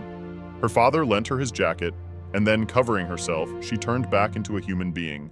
Everyone around them realized why the twins were training early in the morning, to get back to their sister as soon as possible. Kitty said she had come to watch her brothers practice, but Chakal didn't believe her. He thought she was trying to imitate them. Kitty did admit, though, that she wanted to learn how to fight, so she would be ready for anything before she left the manor. She was a small child, and when she said those words, the faces of the family changed immediately. They became sad, for it was still a long time before her coming of age, and she was already planning her departure. Sometimes she talked like an old man. Elliot, standing nearby, saw all of this and thought that only Mrs. Harris could cause such a reaction in the Lord. Then they found out that Kitty wants to learn to fight too, even though she is still very young. She said she could only use her fangs so far. No one told her that with those teeth, she couldn't even bite through anything. Her brothers supported their sister and said that a father should treat his children equally and give her martial arts training too. Afterward, they talked with Elliot while Kitty waited on the sidelines. Just then, Elliot looked at her with a smile, and Kitty realized that she was allowed. Elliot will be teaching Kitty martial arts starting tomorrow. She was overjoyed, for she thought that after a few days of training, she would be able to jump in and do a sidekick. But her father said it would take her a little longer to reach what she envisioned. The next day, Harris was still unsure about Kitty's martial arts training. Although she's too much for someone who is ever insecure about anything, she does want to support Kitty in everything. Moreover, she herself has shown an interest in learning and wants to learn how to defend herself. Harris would never have thought that someone related to leopards would have the courage to show up at the manor. That girl had bitten her tongue off before they could find out anything about her, because it was better to die than to let the leopards know you had made a mistake. After that incident, Fox had used his magic to determine that tracking and eavesdropping magic had been placed on that hat and the rest of the accessories. It was so good that it was very difficult to be felt by someone who was insensitive to magic. If Kitty decided to buy this hat, the leopards would find out about her life. Now that she has become a daughter of the wolves, The leopards think she is a weakling, so they hunt her down. Now it's up to this couple to find out the whole truth and what the leopards want. Harris just doesn't want Kitty to get hurt in training. Cats are weaker in form than wolves, so she was very worried. Kitty feels more confident when she is treated like a wolf cub, and so everyone has been ordered to treat her that way. But the difference in power between the races cannot be changed by mere treatment. However, telling Kitty that everyone knows her identity is impossible. She would feel guilty for lying. And no one wanted her to feel guilty, but it made the couple sad, because they couldn't tell Kitty that it was okay to be a cat. After a while, Kitty came into the office because Charis had been looking for her recently. Kitty woke up much earlier than her brothers because today is the first class. In view of this, Harris, or rather her parents, decided to give her a small gift. There was a beautiful sword and cool boots, especially for Kitty's class. She was very happy and pleased, but she didn't prepare anything in return. Mommy said she didn't have to give anything. Kitty was so grateful that she even kissed her. Charis was so surprised that even her ears popped out. Once they reach a certain age, the beast can hide their bestial features, but the ears and tail still appear from sheer excitement. When Chakal proposed to Harris to live together, their ears were visible, and now something happened that they thought would never happen. Charis liked it so much that she couldn't explain it to a man who had never received a kiss from Kitty. After that, she left and changed for practice. Chakal walked her to the training ground, and on the way they met the twins. Kitty bragged to them about her presence, but the brothers didn't understand why their father looked as if he were burning with jealousy. He said at once that it had never happened, but the boys guessed that he must have been jealous of Kitty or their mother. Yes, the boys argued amongst themselves. Theo was for Dad being jealous of Mom, and Dayon was for being jealous of Kitty. Whoever loses can't touch Kitty's hands for a day. These stakes proved to be too high. While they were discussing, suddenly the father turned into a wolf.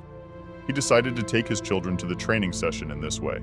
He had not accompanied his own sons even to their first lesson, and now he must have done so on purpose to show off to Kitty, for she was delighted. Elliot was already on the training ground, waiting for his students. But in no way did I expect to see Mr. Chakal personally come here and bring his children on his back. And then they rolled down his tail like a slide. Kitty was so grateful to Chakal for giving them a ride. She was so happy that her heart almost jumped for joy, so she kissed Chakal in gratitude. After that, he turned back into his human form and only said he wasn't worth thanking, and he didn't even notice his ears showing. Elliot decided to change the subject quickly, so as not to embarrass the gentleman. He turned his attention to Kitty. She was dressed appropriately today and ready to begin. It felt like she was already trained in martial arts, because her stance was great for a beginner.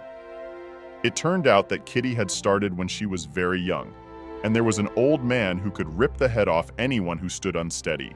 Everyone was just shocked, and Kitty didn't understand their reaction, because she thought this was something that happened in every job, but this was the first time they had heard of it. Elliot was even sad that Kitty had to learn how to stand from such a horrible man.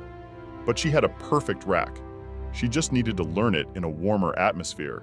Kitty was glad that Elliot would train her, and with every word from this sweet girl, he understood Mr. Chakal's feelings more and more. First, her skills had to be tested before she could start practicing. All she had to do was catch the beads one at a time as quickly as possible as they rolled down the slide. It seemed as if this was the easiest and most favorite thing for Kitty to do, and she did it perfectly.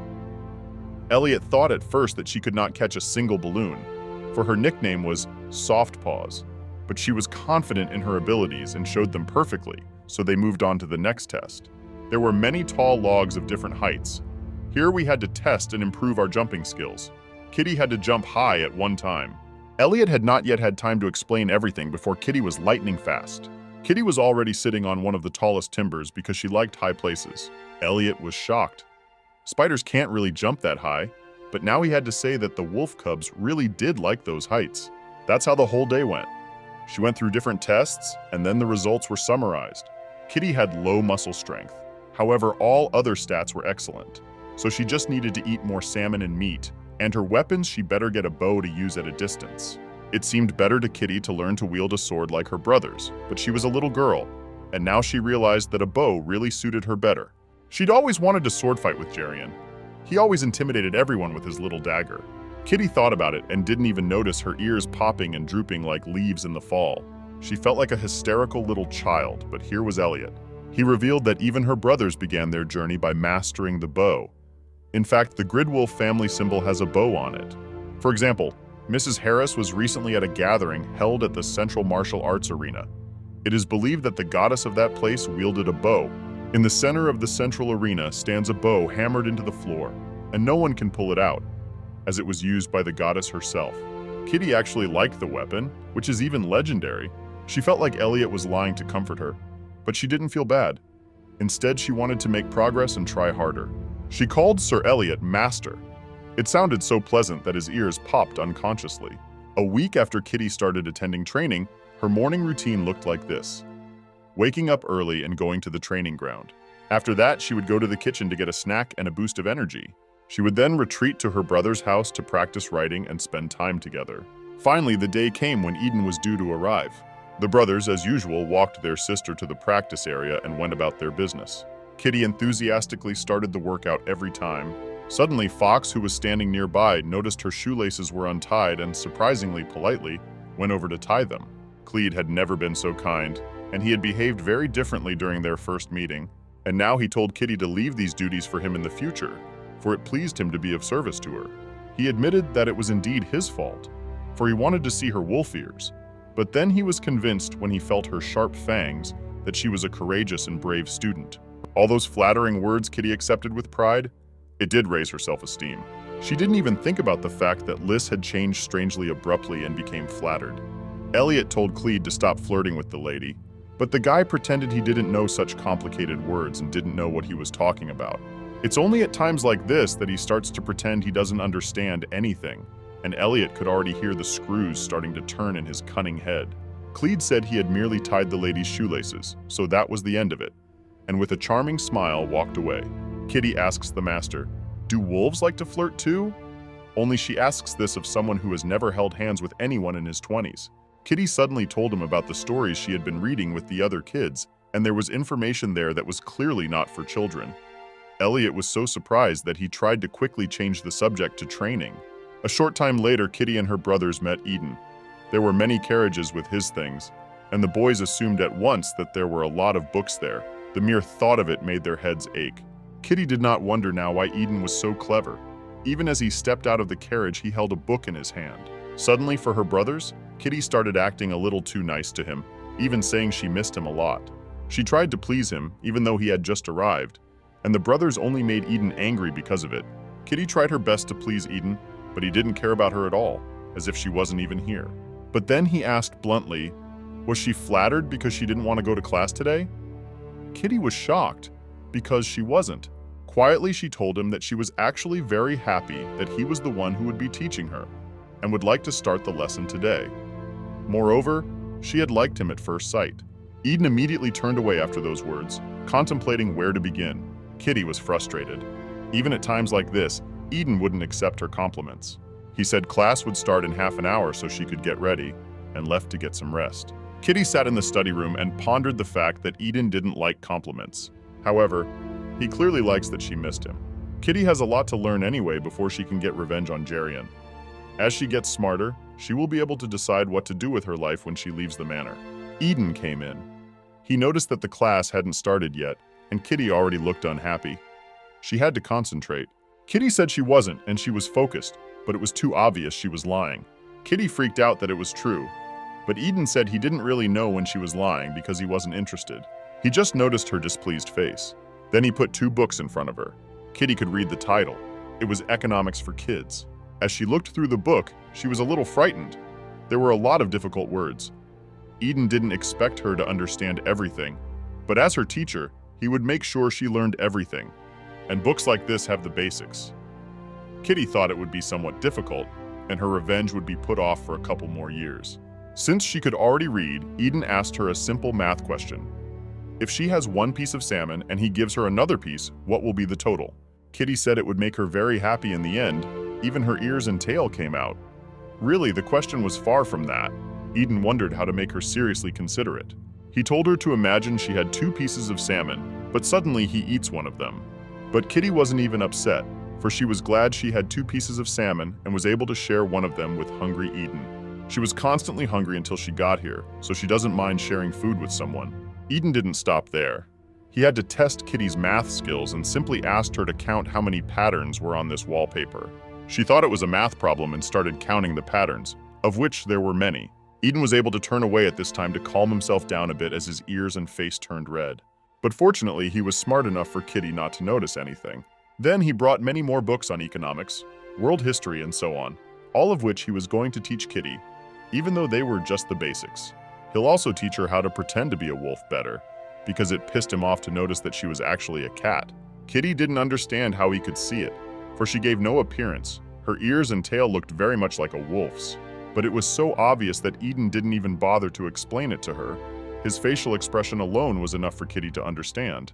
He's never had to train someone before, but he's floored by the thought that his student might fail. Kitty said she liked him, but wolves aren't good at lying about feelings to others, so she shouldn't throw such words around left and right. Kitty then tried to convince him that she really liked him, but it didn't seem believable. He'd just given her a lesson and she'd immediately forgotten it and was talking about some feelings again. And Eden really didn't like wolves with bad temper. Kitty asked about the expression when wolves say they want to bite someone. It turned out that it was a common phrase, although they could really bite if someone was really nice. Kitty said that Eden, if she wanted to, could bite her at any time.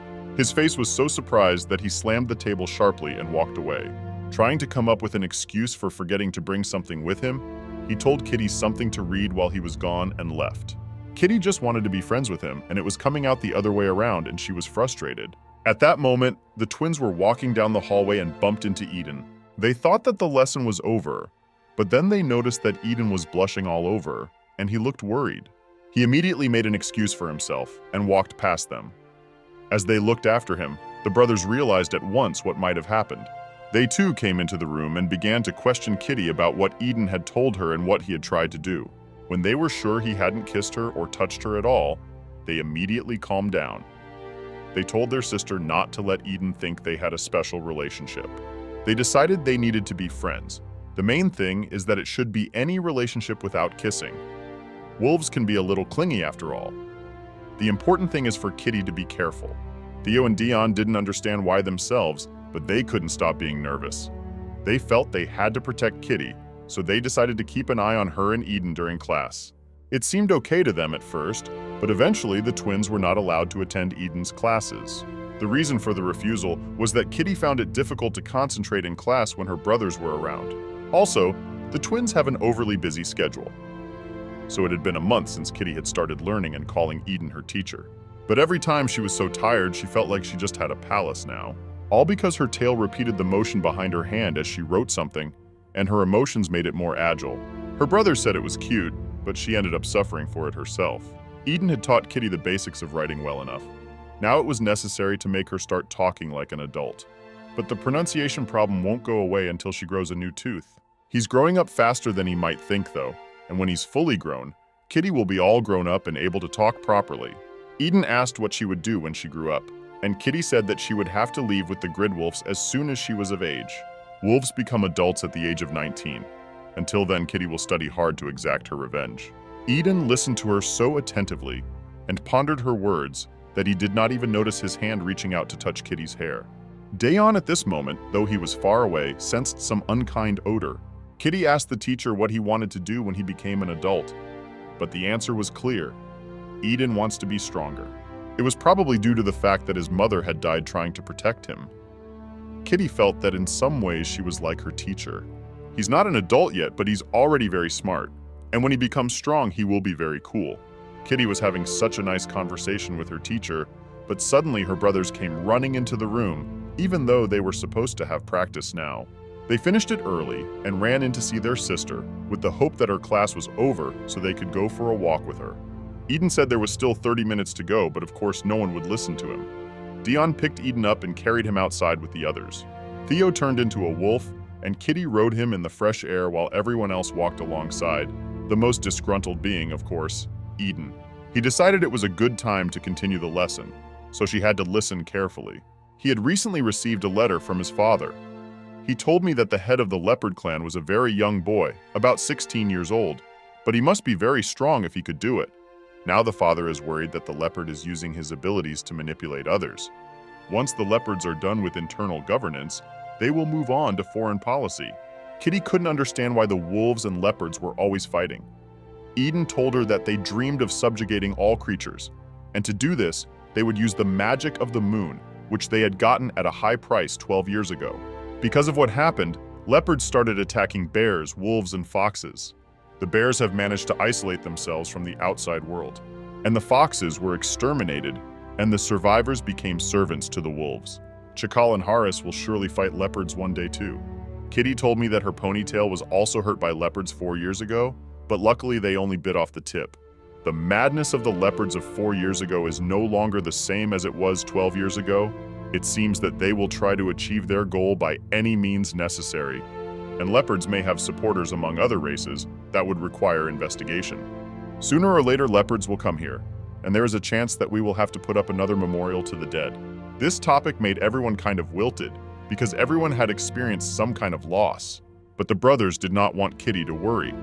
They told her that everything would be all right. For even if the leopards attacked, they would certainly not get into the manor. For the sake of this, the parents took extraordinary measures. They planted large quantities of catnip in the hills around the mansion to deter leopards. Peppermint is not poisonous, however. Cats lose their temper at the smell of it. Dayon should never have said so, for before they knew it, Kitty had disappeared. Quickly, we ran to find her, and although we realized it was possible, we didn't expect to see such a situation.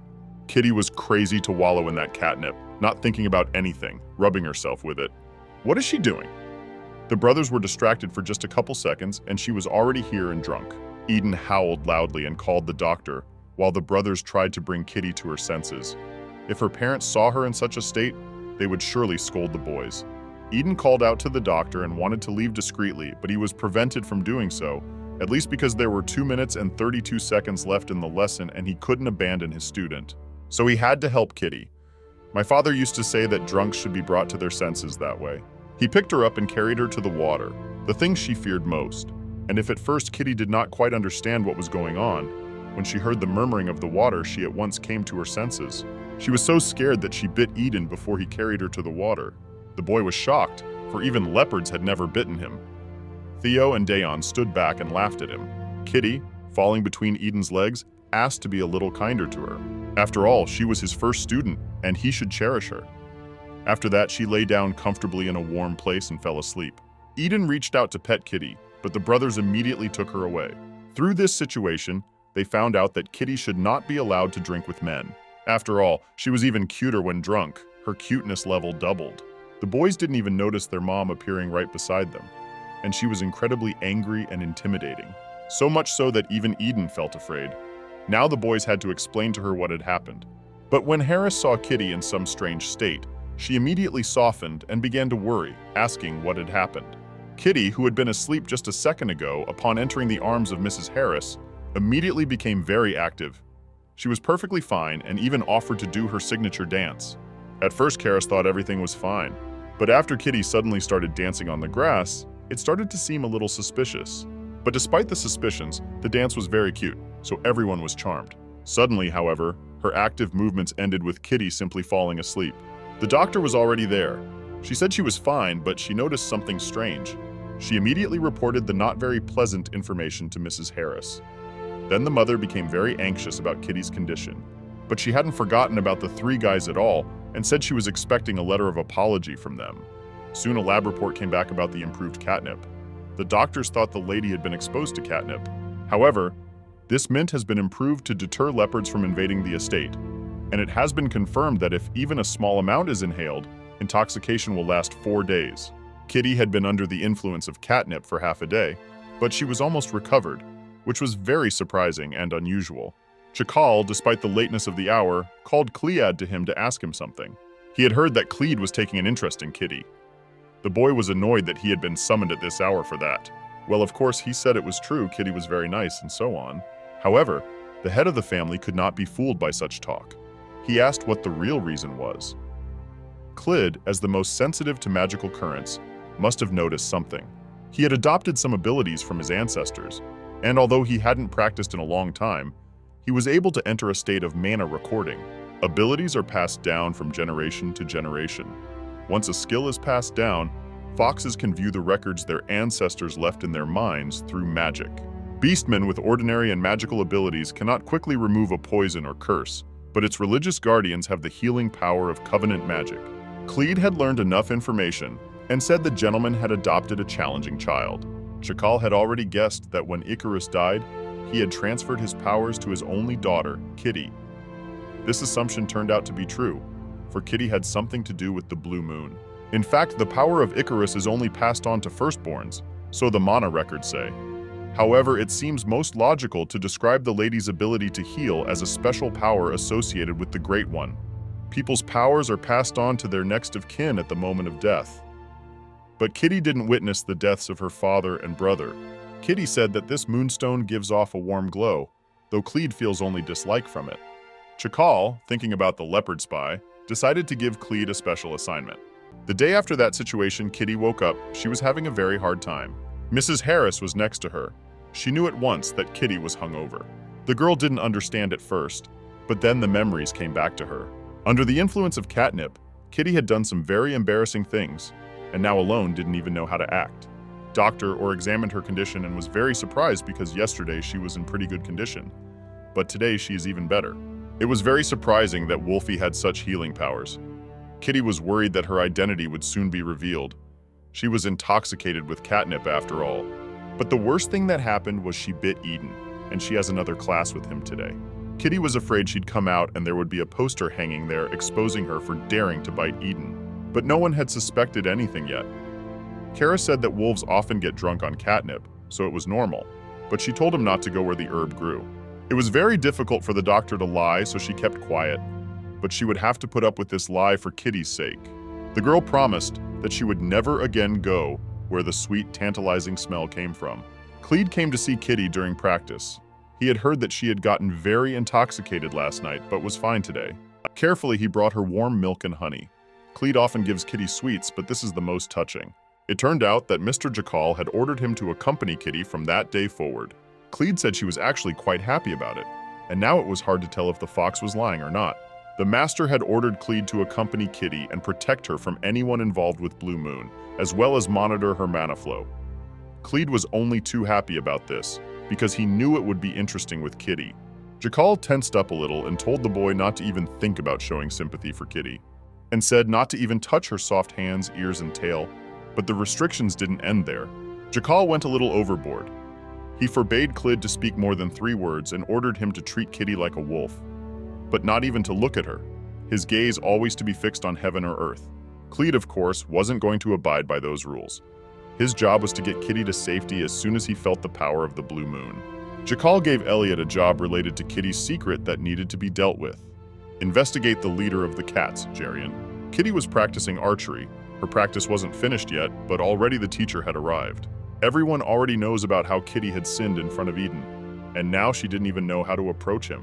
She was afraid he was really mad and even came all the way here. But they say the first bite doesn't feel as painful, so maybe he's not really mad. Kitty went over to him and immediately apologized. She even let him bite herself until he felt better. When he began to reach out, Kitty expected him to hit her on the head, but she felt no pain. Eden simply stroked her soft hair. Then she asked, "Will he not bite her?" Eden said, "Later." Fortunately, he didn't look like he hated her, so Kitty was able to relax. But Eden didn't like the fact that she was constantly shaking when she saw him, as if he was actually going to beat up his student. Kitty thought he meant some kind of special relationship, and her brothers had told her that wolves could be a bit obsessive and possessive, so you had to be careful. Kitty wasn't afraid to ask if Eden was displaying a wolf obsession. As soon as he said no, Kitty believed it at once. Somehow she believed everything he said. He was so cool and very smart. Of course, such praise pleased him, and immediately lifted his spirits. Kitty wondered if she would ever be able to understand wolf obsession. Eden had said he would be sure to teach her everything, but she didn't have to know about other people's obsessions. Eden first noticed the boy standing near Kitty all the time and asked who he was. Cleed introduced himself as Lady Kitty's escort. Mr. Jakal had given orders to protect her from all manner of evil, but unless there's a special occasion, he won't accompany the lady inside the manor. However, they are currently in the training room, so he is here. Some strange atmosphere appeared between the two boys. Kitty, of course, noticed it. As soon as her training was over, Eden's class was scheduled to be next, so they would meet there.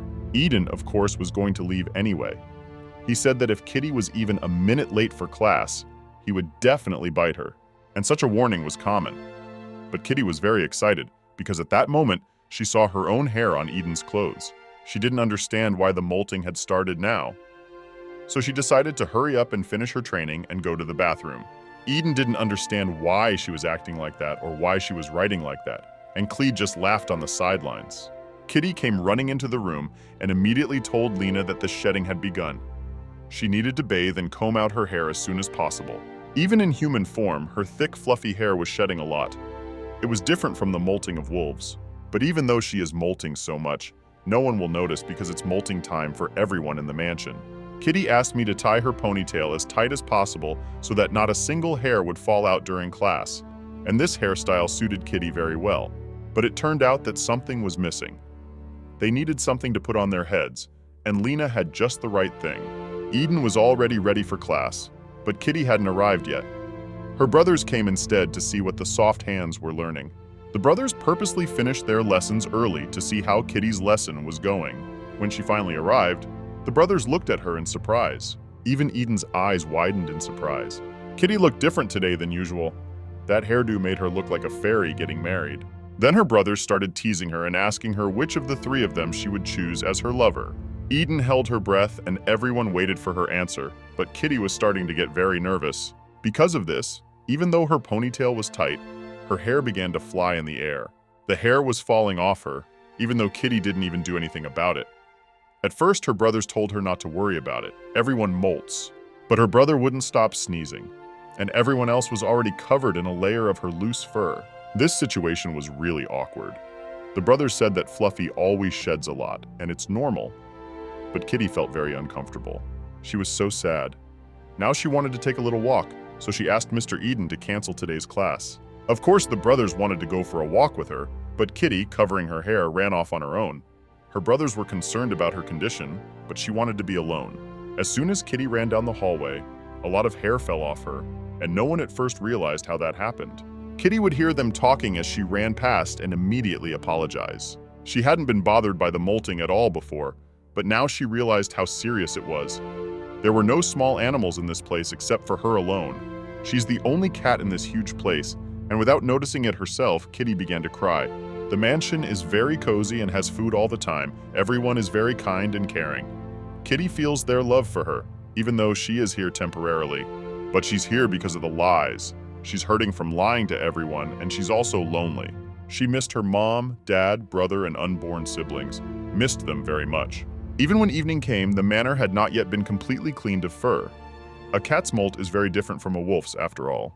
Kitty had been strong all along, but felt different from the wolves and became very upset. Since it was already evening, the boys went to look for Kitty. It was very easy because they just followed the trail of her fur. So they ended up in the dandelion garden, but they didn't understand why Kitty had come here in the first place. Eden was walking ahead of everyone, and he was the very first to smell Kitty, and then he froze in place. Kitty, transformed into a cat, sad, sat on the slope. You could see how desperate she was. She was still crying too. Eden felt as if he understood her feelings. The brothers were relieved that she was uninjured and okay, so they went straight to her. Eden said he didn't belong here, so he decided to leave so his brothers could take care of Kitty. But they offered to go together, for he had been showing them the way all along. But Eden only asked her to let him know when she was ready to return to class, and left. He realized there was nothing he could do to help Kitty right now anyway. Right now she needed her family, her brothers. They wrapped her in plaid and sat next to her to look at the stars together. The cozy company at once reassured Kitty. She was glad they had come for her.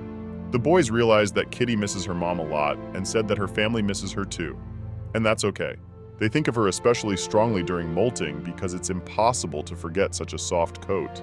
The brothers called Kitty back home to get her hair combed properly. It was such sweet care, and even though it was a foster home, Kitty was very comfortable. They looked at the stars some more, discussing different constellations, and then they went home.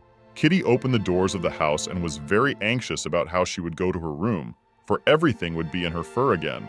But she was very surprised because everything in the house had changed. The uniforms of the maids, the knights, and the decor turned white. Kitty knew at once that they had done it for her, so she was very happy and quietly went to her room. And when it was already nightfall, her parents decided to peek into her room very quietly to check. The children, having taken on a different appearance, slept together. Harris couldn't take her eyes off them for a long time. and she thought that if her daughter were alive, she would be just like Kitty. Theo and Dion did a great job of combing out the fur, so the molt ended quickly and successfully. Kitty returned to her usual routine and learned a great deal from Eden. After she had mastered writing and even learned to write, her teacher told her about the Beastman and the Blue Moon. But no one had yet figured out how the Blue Moon worked. Their research with the gem replica had been inconclusive.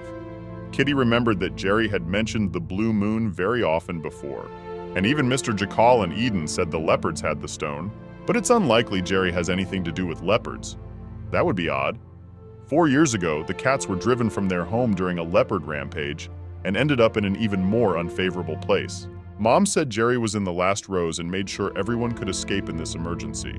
So he became the leader of the cats, so it makes sense that he shouldn't be on good terms with the leopards. But Kitty thought deeply about it.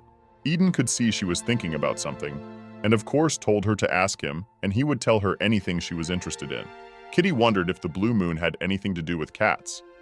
It turned out to be true. The Blue Moon is a relic of the goddess, of the cat and the animals that pulled her chariot.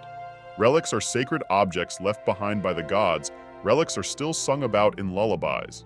However, the Blue Moon is not only talked about in the lullaby, there are also legends about the deities. In one such book, it is said that some cats bear the same name for many generations, waiting for the goddess to appear. Cats touched by the goddess are said to be immune to the Blue Moon. Eden came across this information when he was looking for a way to subdue the leopards. That's why he was so attentive to Kitty at the tea party. Kitty wondered, was it possible that her daddy and brother were special cats, and she might have inherited their powers? Before she died, Mommy had talked about some special power. Mommy knew all about it, which is why she told Kitty to go to the wolves. She was a little sad, but then she got an idea and asked the teacher to help a little. She asked him for help because she trusted him, and Eden was glad to be the only one she could trust to help her. Sometime later, Eden thought he should tell Jakal the truth about what Kitty had told him about Jarian, the leader of the cat family. Jakal was very surprised at first, but he was not comfortable with Kitty hiding her identity, about herself, about her family, yet she told Eden everything. Kitty herself asked Eden not to tell anyone about being a cat, but still, it's not something to hide, because everyone already knows the truth. If Kitty hadn't been afraid of being exposed, Eden would never have seen this side of her. Eden smiled as he remembered how she acted in front of him to keep him from revealing the truth about her being a cat. Only he didn't find the best place to smile right in front of her father. But they got back to serious talk about Jarian mentioning the Blue Moon, and there's a suggestion that it has something to do with how and where leopards get imitation blue moons. Jakal told Eden that Kitty's father and brother, they were both named Icarus, and they were both immune to blue moon magic, meaning that other cats aren't immune to blue moon, but Kitty is a different case. First, we need to find out if the stone is affecting Jarian. Jakal asked Eden to report right away if Kitty said anything else. Eden didn't want to talk about the one piece of information he wanted to hide at first, since Jakal was already on edge, but for some reason he decided to say something before he left. After this information, Jakal could no longer stay in his office. As soon as he came out, he informed everyone that he now needed to discuss an extremely important matter with his wife. No one had any idea what the gentleman was talking to Eden about, but the matter was apparently very serious. Harris was working quietly in her office, and suddenly her husband came to her. It was immediately clear that something was wrong. It was a very urgent matter requiring immediate discussion, and he held out a small notebook to Charis. Once she opened and started reading the contents, she was as shocked as Jakal. Now she too was going to do everything as soon as possible. Elliot could see that something was going on and very serious, but he was given no information. The mistress ordered him to release some of his knights to prepare for next week. Elliot was already nervous, so he asked what would happen next week. He was expecting some information about leopards. However, it turns out that Kitty will be 7 years old next week, her birthday. It's so cute that none of the parents could keep working. First, they had to decide what they were going to do for Kitty's 7th birthday. Elliot didn't even realize that all this time they'd been talking about his birthday. A while later, there was a family dinner, and Kitty noticed that all the wolves had started wearing nice furs around their necks. And of course, the color matched the color of their fur. They seemed to make themselves such capes after molting. Kitty noticed it, of course, and she probably would have liked one too. Harris smoothly started a conversation about Kitty's birthday next week. The girl had said it only a few hours ago during class, but it had already reached Mrs. Harris. Kitty realized that rumors spread very quickly among the wolves. Recently, as she was finishing her lesson, her brothers came to call her to play. They saw a fluffy ball in her hands and she called it a meow ball, which she rolled out of her fur. Then the girl realized that wolves wouldn't call something like that a meow ball, so she came up with another name for it, wool ball. This ball of fur will serve as a reminder that she will soon be 7 years old. That's how the brothers found out that Kitty's birthday was coming up. They immediately started asking what date this holiday was, with the hope that her birthday wasn't past yet. In the end, the culprit in all of this was Eden, who spread the word. So now everyone was asking what Kitty would like to get as a birthday present, but she already has so much already, so she didn't want anything this time. The parents were stumped, but then they said that regular wolf cubs are always asking for something. Each time they want more and more presents. Also, the wolf cubs love to throw a massive birthday party. It sounded plausible enough for Kitty to believe. So, after a little thought, she said that she would like to get something for knitting or sewing for her birthday. It was so cute. Everyone thought Kitty wanted to make something herself, but Kitty said she wanted to learn some skills before she left Gridwolf Manor. There are supplies, but they're too big for her little hands. After these words, the atmosphere changed somehow, but Kitty never realized why. Her brothers asked if she didn't want some clothes or jewelry as an extra gift, but Kitty didn't need it, because clothes or jewelry wouldn't help her become independent. Well, her brother said she could sell it all later to make money.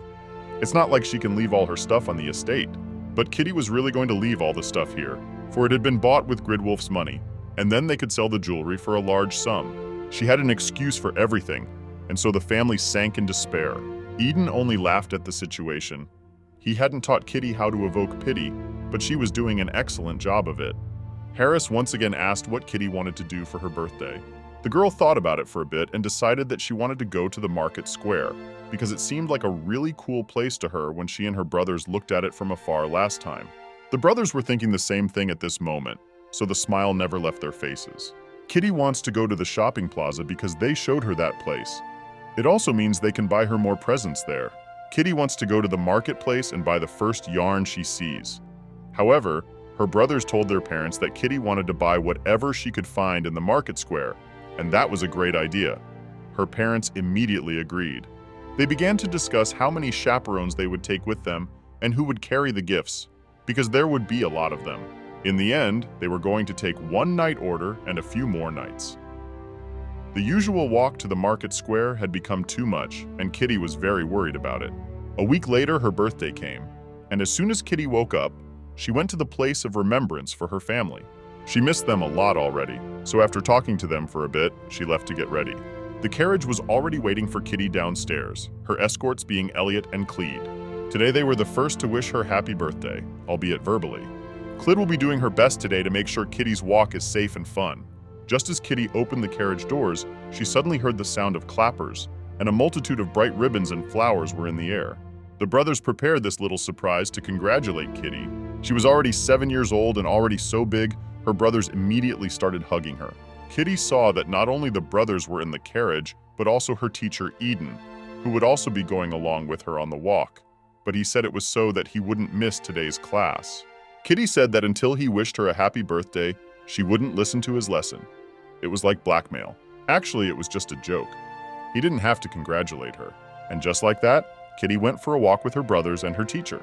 The parents only saw the kids off with the hope that they would have a good time there. Kitty hadn't gotten attached to anything yet in all this time, except the button from the clothes she'd been wearing when she came here. So the kids were gone. So Harris took out the scissors and told her husband that they would now start the preparations. Jackal must have noticed that Kitty really wanted the fur cape. She couldn't take her eyes off the others, and Kitty seemed to feel deprived without the cape.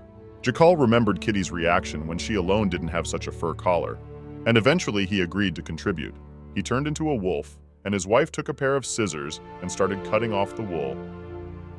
Jackal is a good father, so Kitty is sure to love the collar made from his wool. And the huge carriage had already arrived in town. Kitty looked out of the window with interest. It was the first time she had seen so many wolves, but before leaving the carriage, the knights had to check the situation. There were more people on the streets today than usual. Everyone had come to see Lady Gridwolf, and besides, the luxurious carriage was attracting attention. But still everyone is very interested to see Kitty, because many people and children have already gathered near her carriage. When the neighborhood check was done, Kitty could safely go out and do some shopping. Kitty didn't really know how shopping was done. She had never bought anything. Dad and brother were always away, and Mom worked late into the night, and the aunt next door usually brought Kitty clothes and shoes. Eden explained to Kitty she should go everywhere and look at the merchandise, and if she liked something, she should go to Elliot, and he would put the item on the account. Clede, before the shopping began, told Kitty that if she felt the aura of the blue moon as she walked, she should assume the position instantly, and the knights would take care of the rest. She should count to 100 in her head, and if she got confused, she would be easy prey for blue moon criminals. And if she was far away from everyone, she would have to mark her location with a howl. Kitty remembered that the stone only gave her a warm feeling, like her mother's touch. Kitty finally stepped out of the carriage with her brothers and immediately caused the residents of these areas to be mortified. She was so small, like a doll, and had already made friends with her brothers and other young gentlemen. One of the people watching said that this girl did not look much like a wolf, but the opposite. This man was immediately forgotten, because recently all the people had heard a very frightening howl. The voice definitely belonged to Mrs. Harris, and she informed everyone to treat her daughter as a god, and anyone who disobeyed would be quartered. So everyone, keeping that in mind, simply welcomed Kitty as Lady Gridwolf. And Kitty was glad that everyone was so nice to her, not even realizing that they already knew her identity. The first thing Kitty did was to go to the yarn counter. There were so many different kinds that it was hard to choose one. While she was choosing, the brothers only gave Elliot one look and told him to buy everything here. But of course, Kitty bought separately only one yarn that she chose, and the knights took everything else while she can't see. At this sweet moment, someone was watching Kitty from the window. The knights were all over this little girl like one big cloud. This woman watching from the window was not alone. The king had released her from her imprisonment, but for a reason. She had taken one look at this sweet girl and knew what she had to do.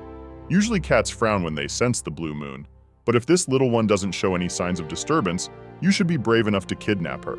This woman, using the influence of the blue moon's power, ordered several men to kidnap Kitty, even if blackmail and threats against Gridwolf had to be used. Kitty was just surrounded by attention, and besides, it was very crowded outside. It would have been very difficult to notice that she was being followed now. But the people who were under the influence of the power of the blue moonstone, as if under hypnosis, held the thought that they should approach the cat, and if it frowned, back away, and if it did not react, then grab it. Clede, sensitive to magic, sensed an ominous aura emanating behind him. He sensed a distraught animal approaching. Elliot had gotten the information, so he already had his hand ready on the hilt of his sword. The maddened animals were quite close.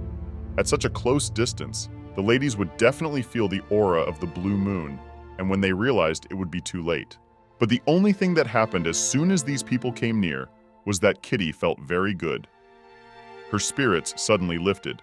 Elliot and Clede were amazed at how her spirits could have risen in such a tense environment. And those people got the signal that Kitty wasn't frowning, but her mood had lifted. How can that be? Elliot immediately ordered the 3 suspicious individuals in the crowd to be captured and pointed his sword at them. Besides, it was obvious because they were running away. Clede and the knights worked together, so they grabbed 2 animals at once, except that they didn't sense the most important villain. This woman watching the cat was very excited about this find. A cat that's excited about madness. That had never been seen before. This woman waited until the moment to discreetly leave and report everything to her superiors. Clede had to neutralize the blue moon's effect on these suspicious people. But as soon as he removed their hood, he was surprised because they were of his race. They were foxes. Kitty sat there the whole time and counted to 100 because her brothers asked her to do so. When she finished and opened her eyes, she couldn't understand what had happened to Clede. He was trembling. The fox noticed that this boy had lost his temper, so she waited a moment to break free and run. Except that he wasn't running as far as he could, but straight toward Kitty, who wasn't far away at all. It all happened so quickly, and here Kitty was already floating in the air with the man. All the knights immediately ran across the rooftops to catch up and free Kitty. They were very close to catching up with this fox, but he couldn't stop. Using magic, he continued to run through the air. The knights didn't know what to do in such a situation, because now they would probably miss the culprit. Kitty did not know what to do. They were already at a high altitude, and if they got any farther away, the knights would not be able to save her. But then she remembered. Clede had told her that if she found herself far away from everyone, she was to mark her location with a howl. She drew in her breath and was about to forget, but the fox holding her only laughed. How would a cat howl? Somehow he knew she was the daughter of a thief. She had been kicked out of the cat territory for stealing food. This fox knew about her past, but Kitty still couldn't stand idly by because then there would definitely be no one to help her. So she screamed loudly and began to struggle. It was difficult to hold such an active child even in the air, but once she screamed, it didn't take long to wait. Harris and Jakal were here in just a few seconds to rescue her. They only heard Kitty because she let out such a high-pitched howl. Jackal held the culprit, and when the dust cleared, Kitty saw that Mr. Jakal's hair had changed. He cut his hair a little short, but it seemed to scare Kitty. Cheris didn't think her husband's haircut would scare the baby and felt guilty, but she would get used to it quickly. A short while later, the others had already rushed to the location of Kitty and her parents. Everyone was so concerned about Kitty's condition, but thankfully she was fine. Elliot apologized to the lady and promised that such a situation would not happen again, and they even thanked her for that lovely howl. Kitty felt a little embarrassed. She said it was an easy thing for a wolf cub to do. To make things a little better, Cheris put the cape on Kitty and said that it was now her personal cape as a gift. Then it became clear to everyone why my father's hair was affected. Kitty looked at Mr. Jakal's hair and realized that he had done it for her. Of course she loved the gift, but she couldn't stop crying, thinking she was a bad girl and unworthy of such a gesture. It was an unexpected reaction, and of course everyone tried to calm Kitty down. After all, it's her birthday and she deserves joy and presents. Eden stood back the whole time and only watched. Suddenly he heard Kitty begin to tell the truth. Her mom was a cat, her dad and brothers were cats, and she herself was a cat. Eden didn't understand why she had decided to reveal all this. Kitty went on and said that when her mom was pregnant, she had only siblings. Life was very hard, and they had to steal food from Jerian's kitchen. Eventually, she and her mom were chased away. Kitty, sobbing, apologized to her new family for lying. She thought herself bad and unworthy of such a beautiful gift. And even if she was chased away, she didn't want to deceive her loved ones anymore. Kitty explained that she had lied for her family to protect them, but she couldn't keep doing it anymore because her new family had treated her with such care and affection. She expected a terrible reaction. She was afraid she might even get hit, but instead Harris hugged her tightly and asked her not to say anything more.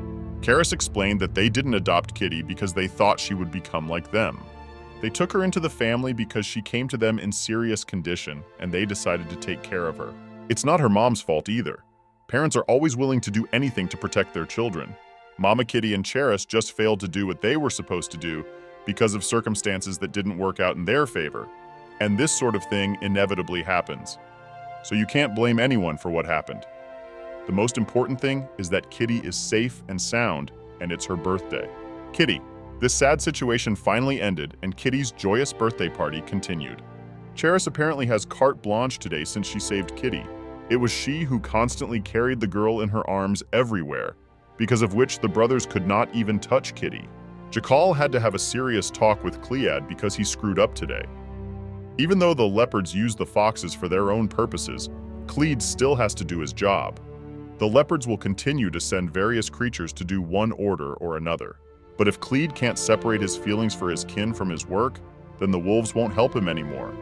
Yes, it's cruel, but there was a pact between the wolves and Clead that they would protect him and the foxes for their loyalty. Clead still remembered how his kin had died, and it was his duty to survive to rebuild the clan in the future. Clead realized that he had made a mistake. He apologized and promised to do better from now on. Elliot protected Clead from punishment a bit, telling the Lord that Clead had managed to sense the blue moon's presence, and if it hadn't been for him, things could have ended much worse. But still, Clead couldn't bring himself to attack his kin. Even though he has a lousy temper, he cares a lot about the other foxes. Kitty asked Cheris, would Clead really be punished? Since she was exposed to danger, he could not do without punishment. But Kitty made a sweet expression on her face. It was her birthday, and she didn't want anyone to be sad on the holiday.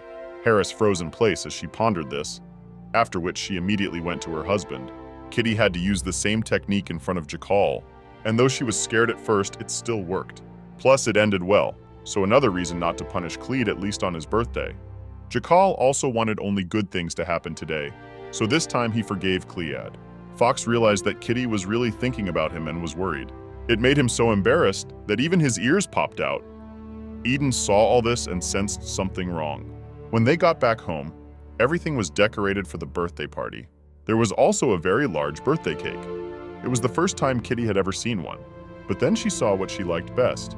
It was a meow soup made especially for her. It was a treat for her family, and she had to eat the whole thing for each family member.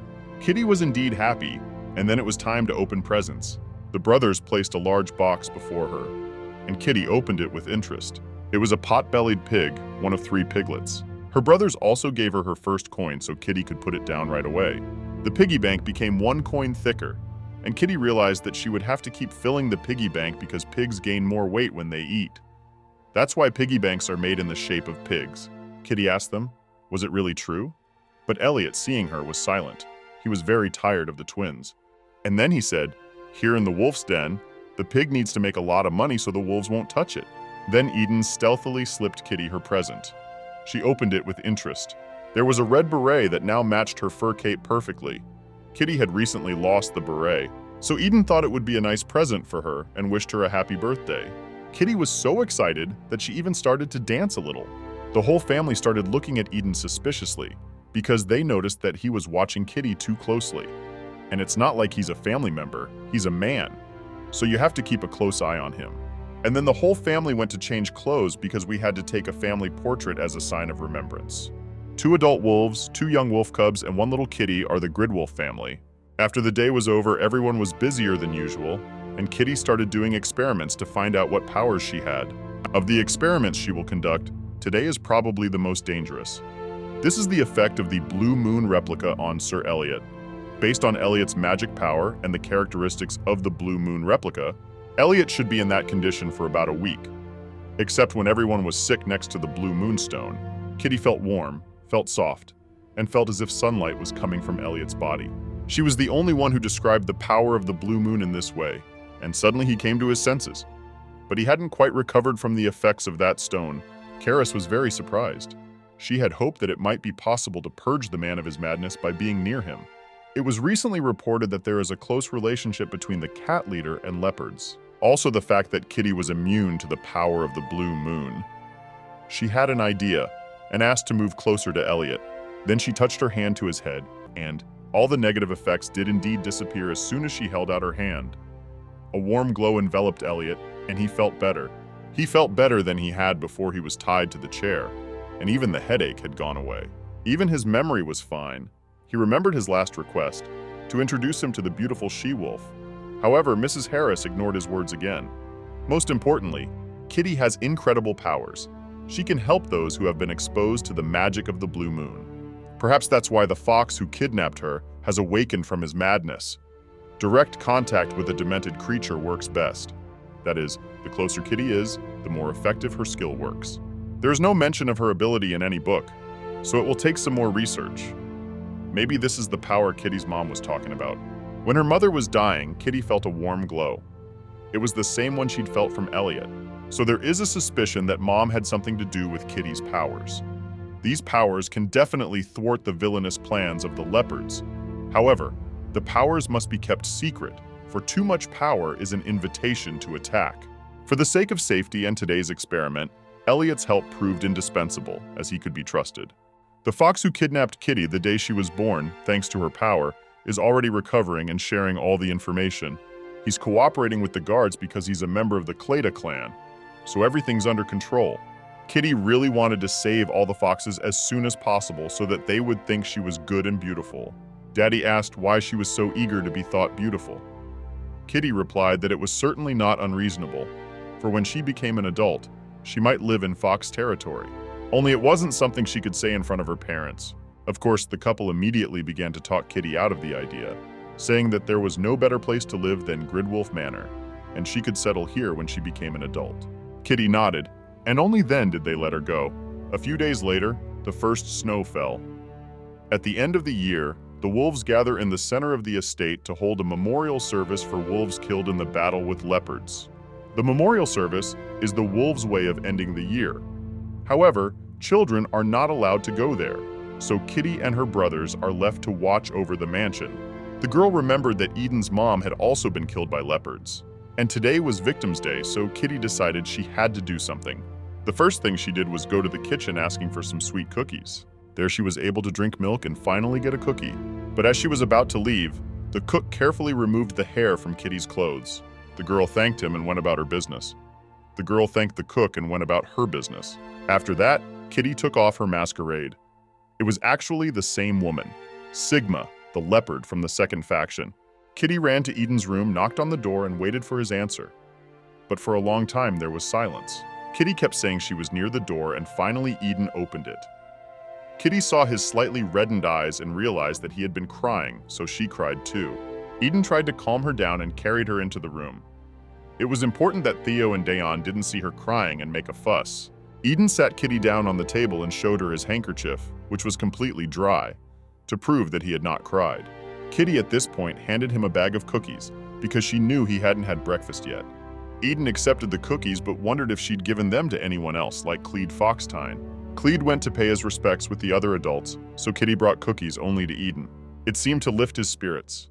He thanked her for the cookies and said that Kitty could go now, but she didn't want to leave because she thought Eden would start crying again. He reiterated that he hadn't cried, but it was as if Kitty had lost her fear after her identity was revealed, and Eden could no longer blackmail her. But she could still see that his eyes were wet. Eden couldn't deny it anymore. He just sat there sad, staring at one point. Kitty didn't know how to hold him, so she just rested her head on his shoulder. He, of course, began to resent her heavy head, but Kitty advised him to just stroke her hair, and then he would feel better. Still, Eden heeded the advice and began to stroke her hair. At that moment, Kitty began to talk about his mother. She always said he was smart, and she was a genius herself. She was the smartest of the wolves, but Eden doesn't remember much about her. She made him read all the time. His mom died around this time of year. It was the first time Eden had ever told Kitty anything about herself. She was so touched that she wanted to hug him very badly. In such situations, this kind of action usually helps. Kitty said she would be there for Eden on the same day next year. Then he asked what would happen in a year. Kitty answered that she would be around in a year and in another year too, promising. Kitty was going to be by Eden's side until she grew up and left the mansion. But Eden took it a little differently. What she had told him was that usually wolves only made such promises to one person.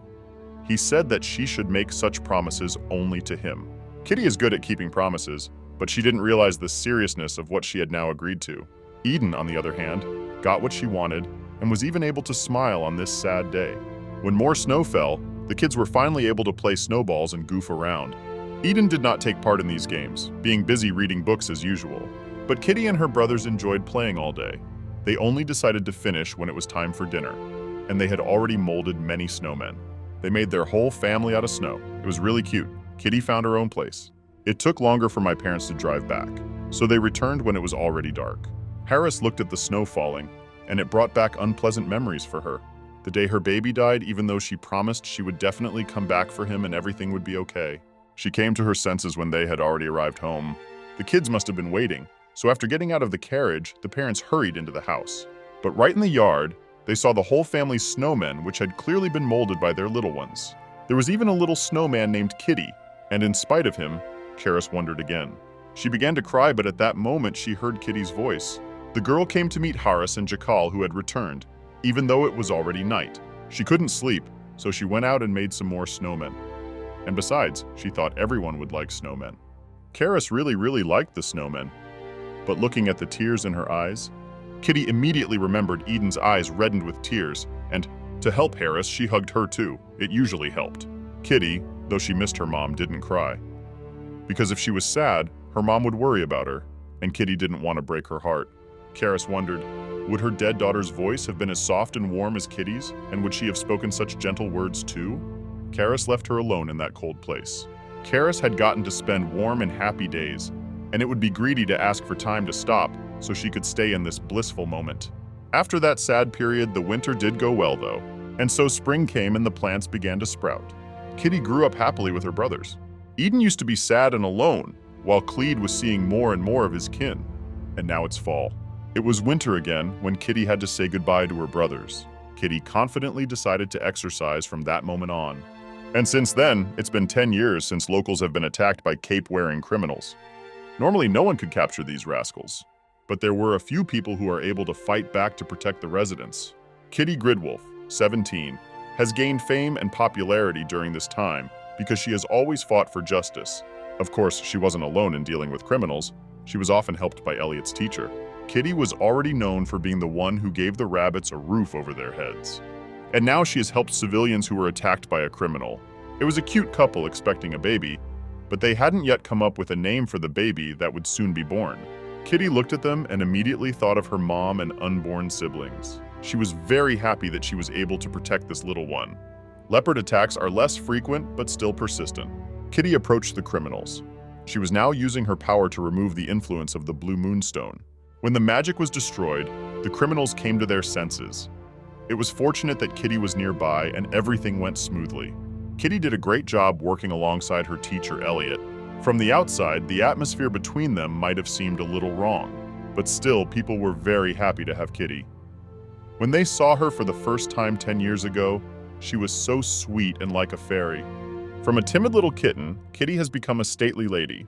The only thing that hasn't changed is her love of boxes and salmon. After its revival, however, a new problem emerged. Everyone around her melts under her charm, and all the guys have their eyes on Kitty, except that she didn't seem to feel those glances at all. Elliot began to suspect that cats didn't feel love on an instinctive level. Kitty didn't buy anything, but she looked irresistible again. Elliot decided to be blunt about the fact that the lady was burning the hearts of wolves with her charm.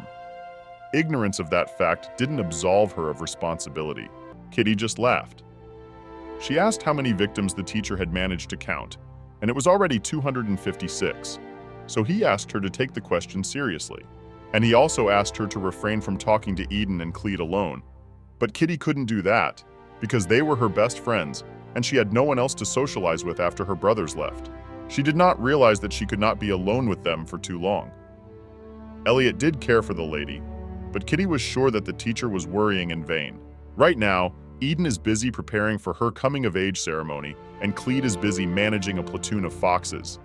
They are both very busy, and Kitty's about to turn 18 too. She has to prepare for the future. She still hadn't forgotten Gerion's retribution, revenge for him killing her mom. Mr. Jakal said that when he returned from the convention, he would tell about Kitty's dead brother and father. The girl thought they might have something to do with the Blue Moon. Then her revenge would begin at once. This time, all the criminals turned out to be foxes. And thanks to Kitty's powers, they quickly returned to their former state. But somehow this time, she noticed that the foxes were different from all the others. This is not the first time Kitty has seen the foxes purified by the magic of the Blue Moon, while constantly remembering their dying mother. Kitty wants this suffering to end soon. It's all going on because of those leopards. Over the past few years, leopard attacks have been relentless. Their goal is to kidnap Kitty or get her hair, because the hair holds information about the magic they want to learn. Despite the Gridwolf family's best efforts to protect Kitty, her enemies still manage to get one of her hairs. Leopards are so persistent, and also the fact that they are studying Kitty really scares her, especially the woman that Kitty has encountered several times in the last 10 years. Even thinking about her sends goosebumps running all over my body. Over time, the Gridwolf family has discovered that the bond between Gerion and the leopards is very close. The leopards kept blowing blue moon magic at Gerion. Even after learning that he was immune to the effects of the stone, they didn't stop. Kitty doesn't know how the child was immune to magic, but she's sure that if she gets to the leopards, she'll get to Gerion. He will surely pay for the crime he has committed. Kitty wondered what Lisa, who she had caught since morning, would say, and she hoped Lisa would wake up soon. In those 10 years, Kitty has managed to rescue as many as 7 platoons of foxes. It's expensive to house them. Kitty really hoped no one would take away her piggy bank. It's the untouchable fund of her savings. Of course, no one was going to charge her, but the more foxes that were together, the more powerful Clede's magic became, because he could resonate with them. And his powers had long since outgrown his age. Soon he will be the full ruler of the foxes, and then they will all leave in place Great Wolf. Elliot is just waiting for that moment, but Kitty didn't understand this attitude toward Clede because he is such a nice boy. He treats Kitty well because she didn't make him do housework like Elliot did. Kitty went back to her room. There, as usual, Lena was waiting for her. But Lena is getting older, and it's getting hard for her. So soon there would be a maid to replace her.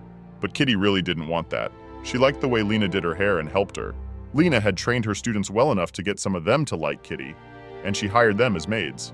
Walking around the estate, Kitty saw Eden and immediately ran to him.